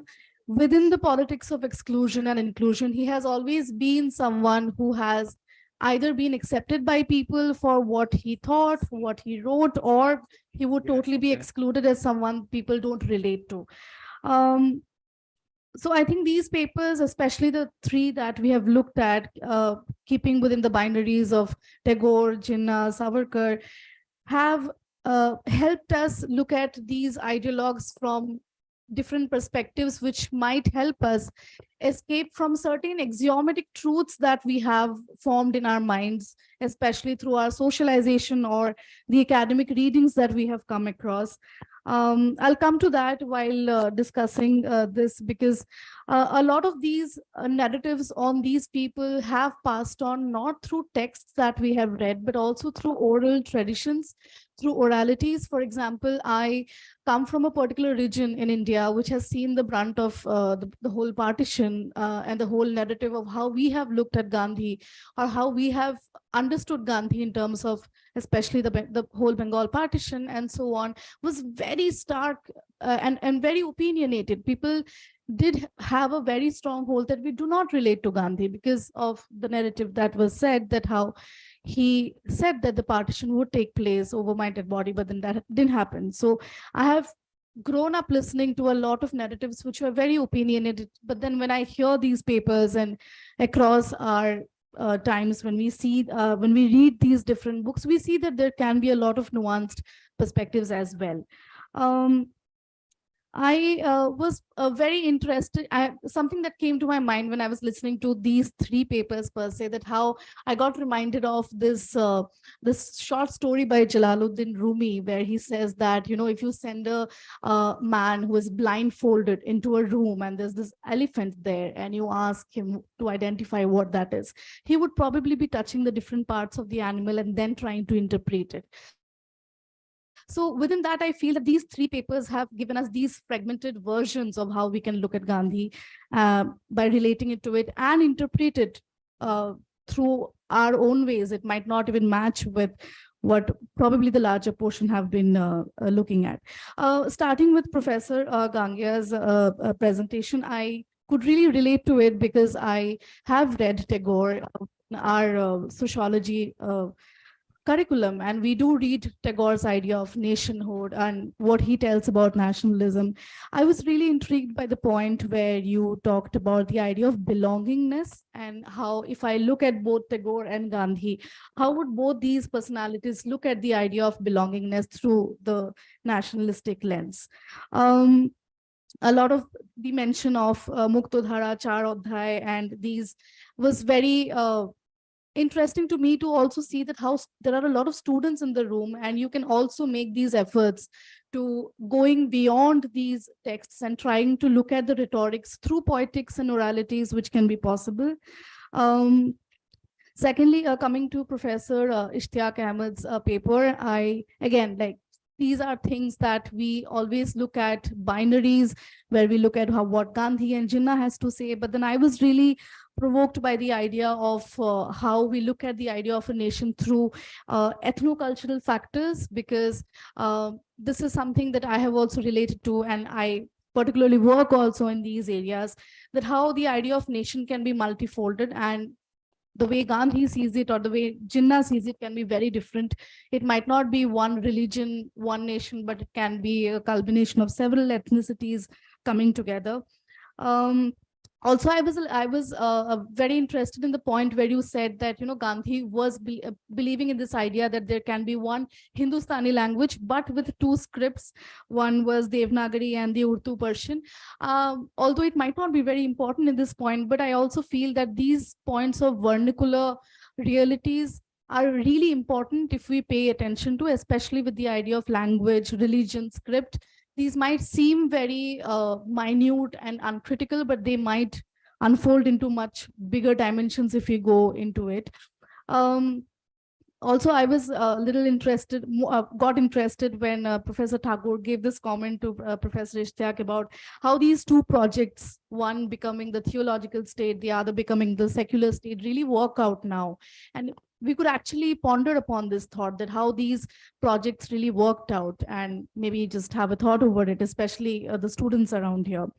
Thirdly, coming to Professor Conrad's paper, I was again really going back to these narratives of Sangh and how we have looked at Nathuram Godse or Savarkar and Gandhi and so on. I remember this part where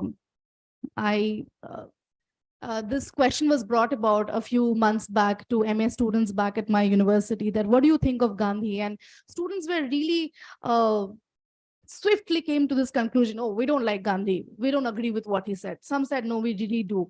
So I was caught by the point where you mentioned about the iconography of these figures that we have done now, that certain political parties are appropriating these figures as people who are martyrs, people who were important to us, like Gandhi, Periyar, Ambedkar, but might not have been the fact when we relook at the time of history. Also, this mention of the movie that you said, I was also thinking that what's the impact of these visual culture on our socializing? I mean, movies and these fictional books have a lot of impact on people, especially I remember since our childhood in Doordarshan, every Independence Day there would be movies, such movies screened. So we have born and brought up watching these movies. Apart from the text and these academy discussions, how can we relate to those movies, and what opinion we can have when we go back to these movies? Because they also present a lot of alternative narratives that you were mentioning, that Gandhi is alive and he's having a conversation with Godse and so on. So yeah, so these visual cultural records, narratives through movies, cinema, documentaries can also have a lot of it can also contribute to how we look at these figures and how we look at, as the conference theme says, Gandhi and its critiques. So yeah, so these are just some food for thought for especially the students who are here can probably ponder upon. Yeah, that's what I would like to discuss. Thank you, Antara. We have some time for discussion. I'll straight away questions. May I ask a question? Yeah, short and sharp questions. Sankshipt and Sargarbhit, that is the word that we can use. Maniji, may I ask a question? Alok Tandon is speaking. Alok ji, yes. Can you hear me? We can. Yes. Yeah, my question is to the first speaker. how can you say that Gandhi was not a moral philosopher, only a moral activist compared to Tagore, when we find that since the long history of Indian philosophy, we have not seen the idea of non-violence being put into the political and economic arena, and being converted into an innovative concept of satyagraha to fight against the violence of others in a non-violent manner. Thank you. It is a somewhat a social action theory which Gandhi proposed and which he acted upon. So he is also a moral philosopher as well as an activist. Your response, please. Thank you. Thank you. Thank you. Varun.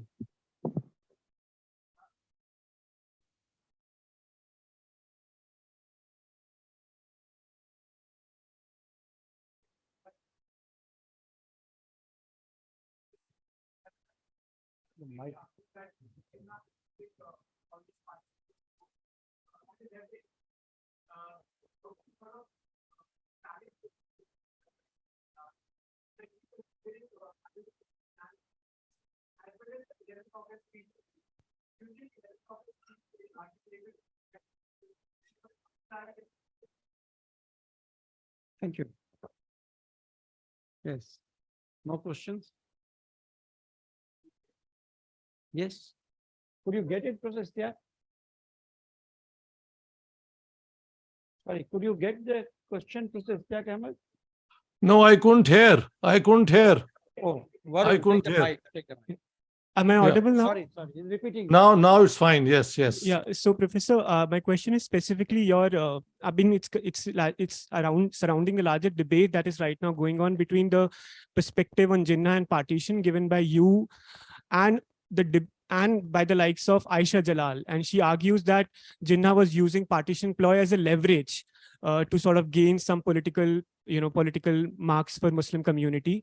Especially, I mean, I'm asking this question especially in reference to cabinet mission plan, as well as 11th August speech of Jinnah, where he articulated a certain secularist notion of nation. So do you think the 11th August speech was an outlier in some sense, and he was out and on and through, he was a pragmatist in some sense? I mean, considering the speech of 11th August and cabinet mission plan in reference. Thank you. Thank you very much.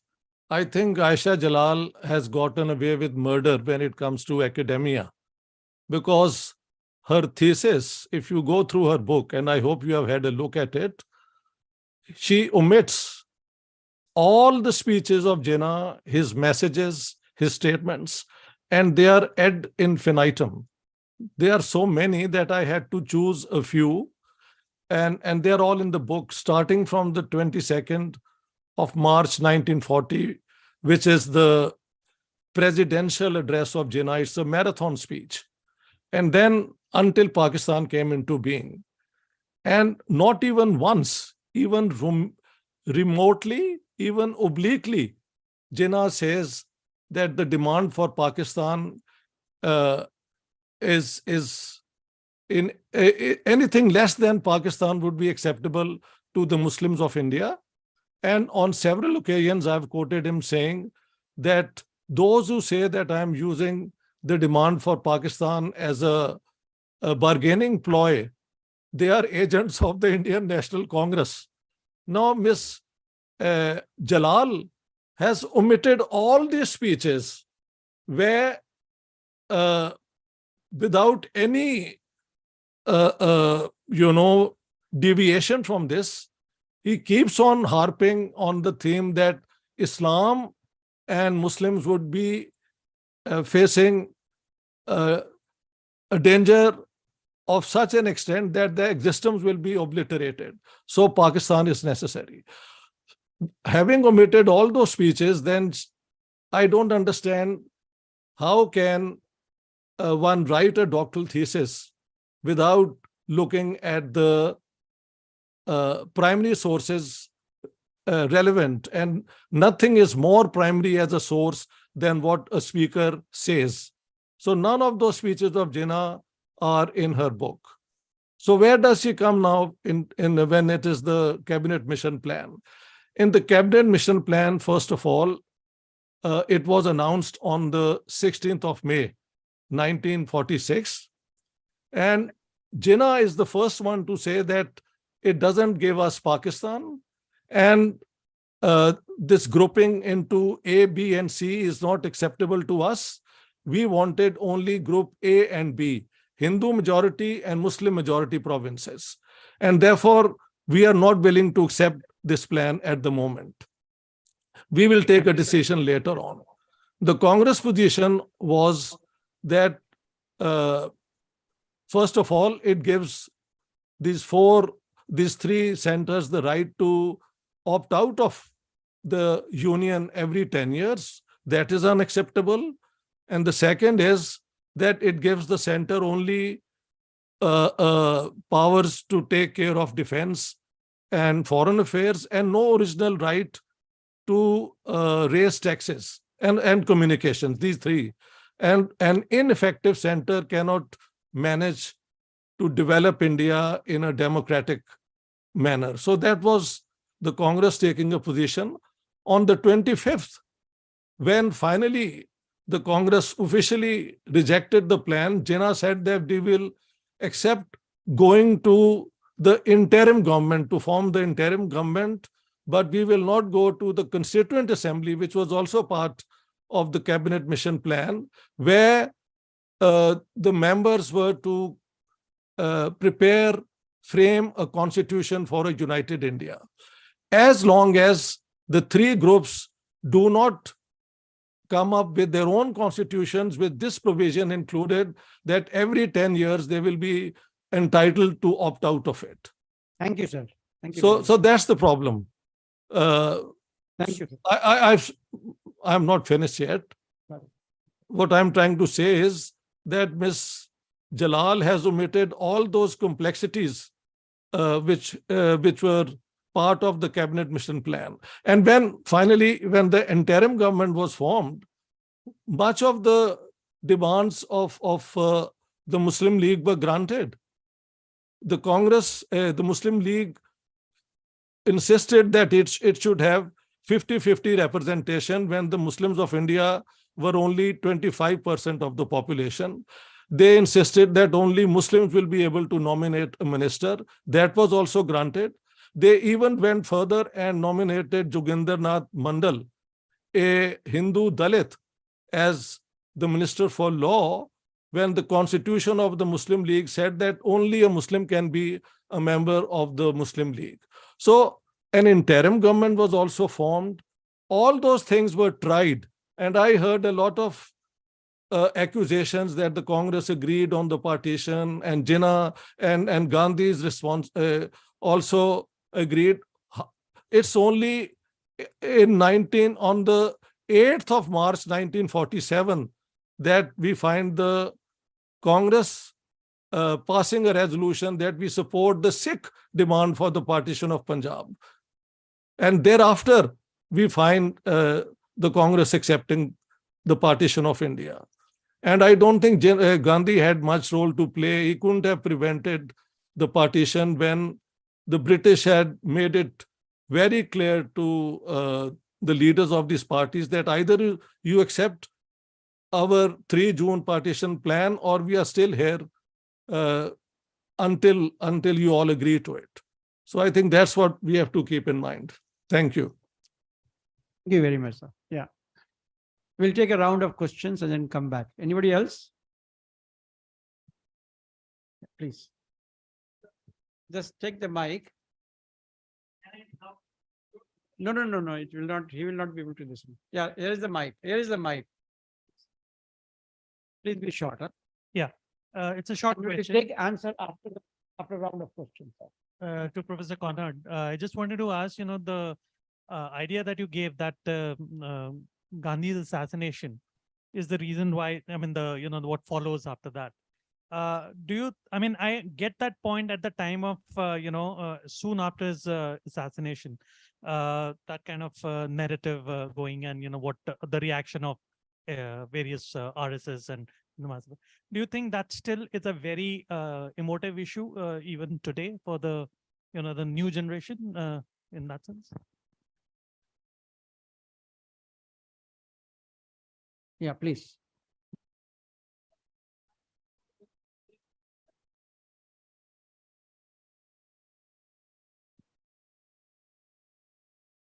Is this mic also working? Then you can circulate. Yeah, why don't you take this also? To Dr. Kennard, was it not the Western media or historians that popularized Gandhi more than glamorized, in fact, Gandhi? And we having a colonial mindset, we accepted it and we continued with it.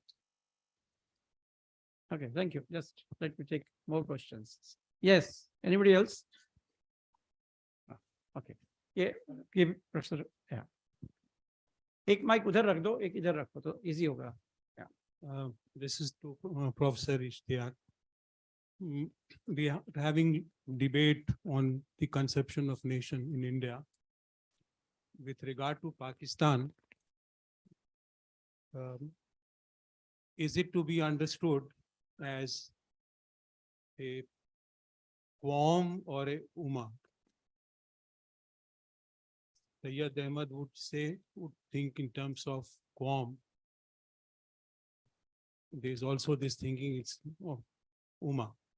How do you see it? And what is the reality, or is there any debate raging in Pakistan on these lines?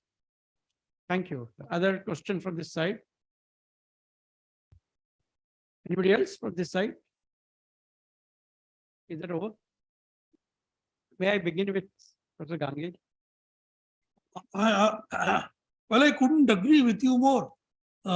In fact, there must have been a misunderstanding, because I said that in a haste, one might call Tagore a moral philosopher and Gandhi a moral activist and divide them in two categories.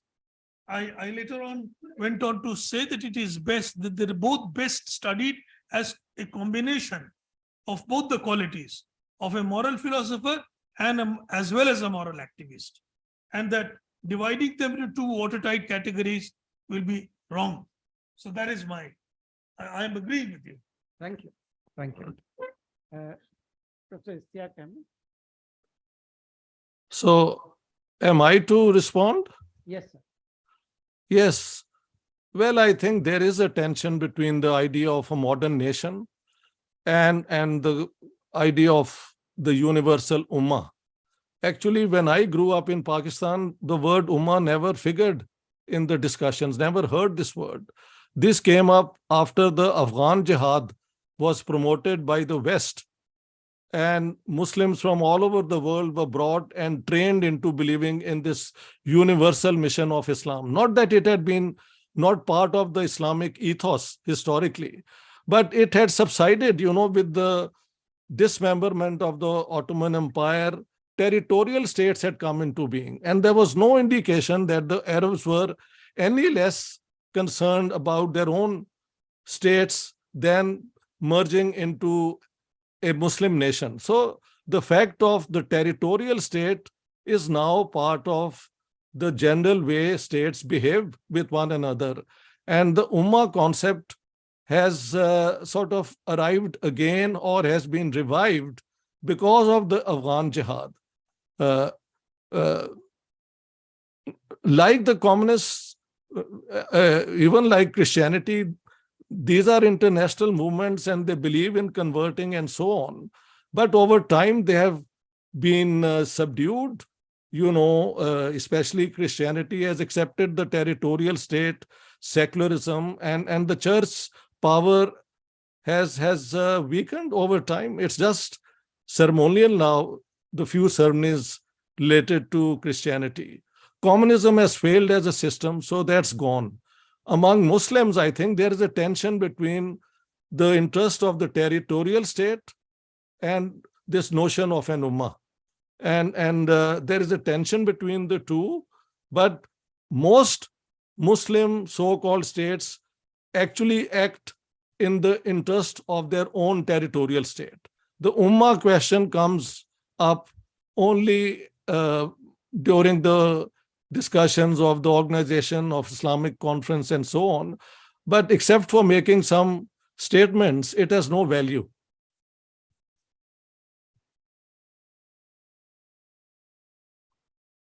Thank you, sir. Welcome.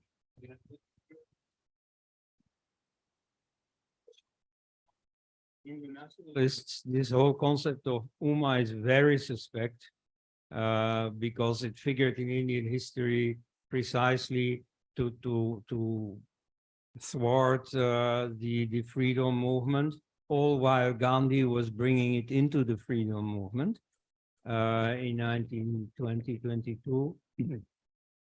But you see, this idea of Umma, I find it quite progressive, quite globalist. And so maybe there are more important things than nationhood. I come from a Catholic background. Like most people in my country, I'm ex-Catholic. I have to say that emphatically, because very many Hindus assume that because I was born Catholic, I'm still Catholic. That's not the case. Nevertheless, there are many things about Catholicism that I still like. Now, for example, the generation of my father, they were very proud that you could go into a church in Manila or in Rio de Janeiro or in Chicago or in Rome or in Antwerp in Belgium where he lived and follow the exact same Eucharist on Sunday morning in Latin. Only the sermon was in the local language. The same thing you could say about what is being done in mosques. You see the daily prayers of Muslims are in Arabic, are the same all over the world. Much of what goes on in mosques is the same. And so this feeling of a worldwide community, I don't know, there's something sympathetic about it. Anyway, so now let's go into these two questions. And help me a little bit about what these questions Let him. You want to say something? Why don't you? No, just 2 words are enough. Just remind me.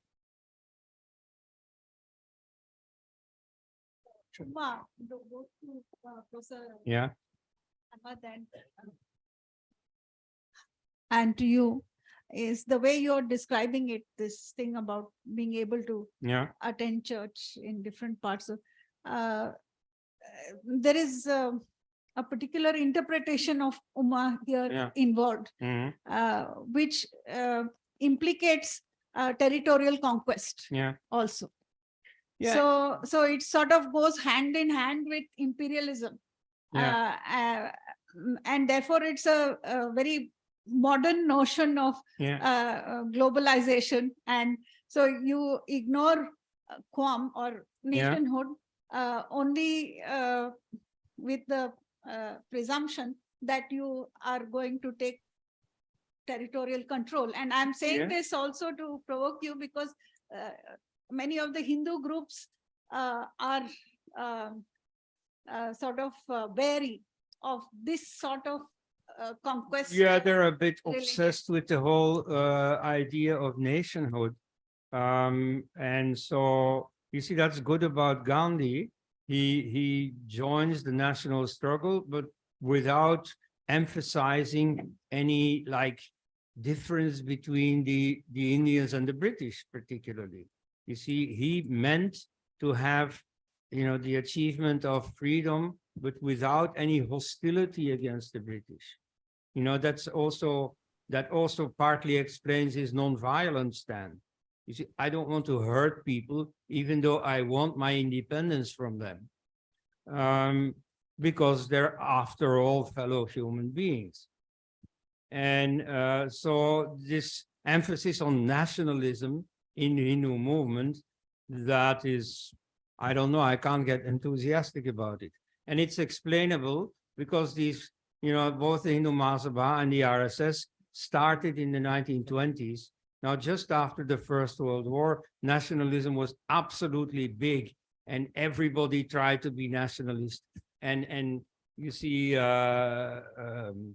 every musical band or sports team or so held parades in uniform, imitating the style popularized by the First World War, which was nationalism at its peak. And so the nationalist idiom comes in heavily.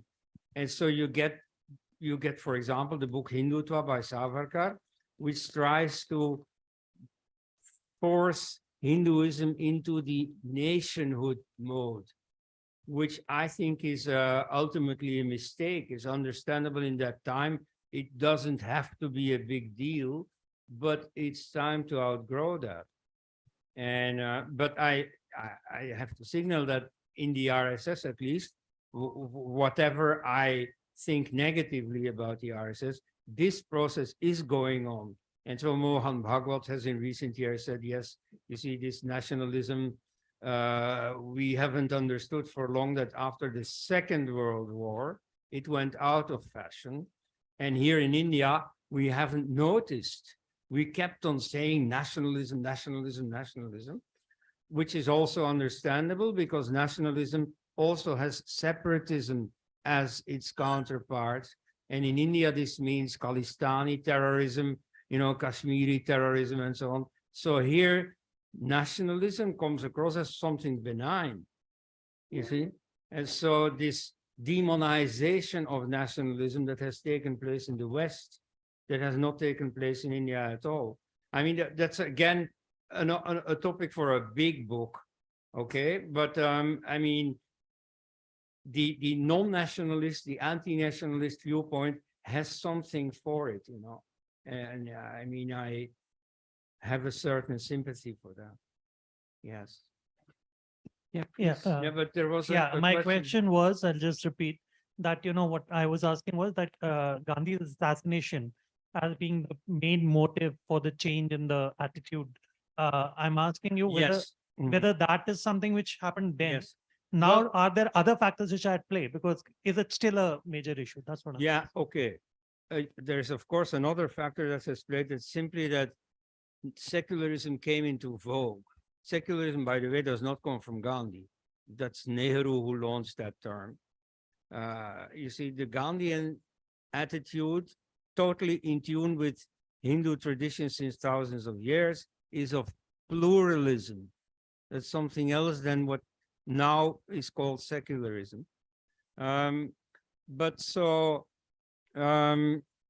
the RSS John Sang BJP attitude here is determined by two things. So one is simply the general mood of secularism that affects them more and more and more. And this has also to do with the extreme weakness, the lack of intellectual backbone in the RSS, that they just go with the wind because they have no strong ideology themselves. It's a very sentimental movement, a very anti-intellectual movement, very explicitly, you know, like Guru Golwalkar used to say, if he saw one of his Swayam Sevaks read a book, haven't you got any useful work to do for the Sangh?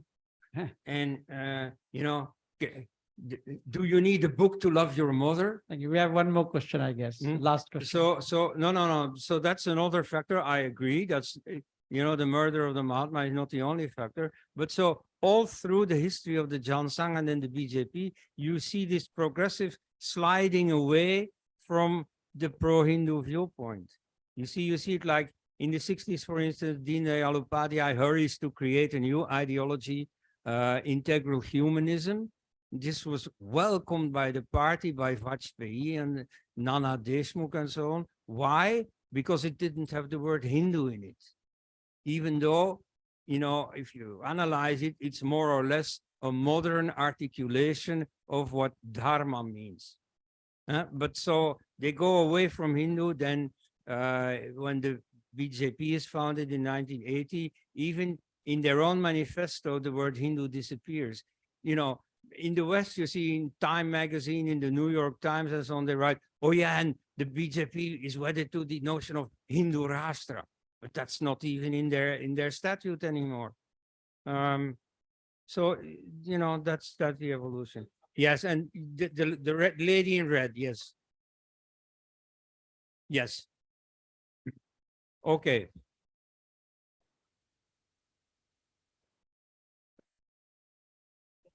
Important. Professor Conard, in fact, your reference to this demonization of nation in the Yeah, West, it yeah, has not yeah. happened in a country like India. So we have to little bit historicize this entire matter. Mhm. Why, in fact, it is not demonized today, or it was not demonized earlier, because nation itself is not a monolithic concept. Mhm. You have different brands of nationalism. Yeah. So post-colonial nationalism was considered to be more liberative at that time. Yeah. It was pitted against colonialism. Yes. And that legacy continued even after independence. Mhm. So in fact, even the present generation, Mhm. which was not witness to the Yeah. freedom movement, Yeah. is still carrying that baggage. Mhm. So therefore, the kind of demonization which has happened in the West, Mhm. particularly after the events between the two world wars, Yeah. the rise of fascism course. and Nazism, perhaps the post-colonial Mhm. societies didn't Yeah. have any such experience. So therefore, I mean, that can explain Right. this. Yeah. Okay. Satya.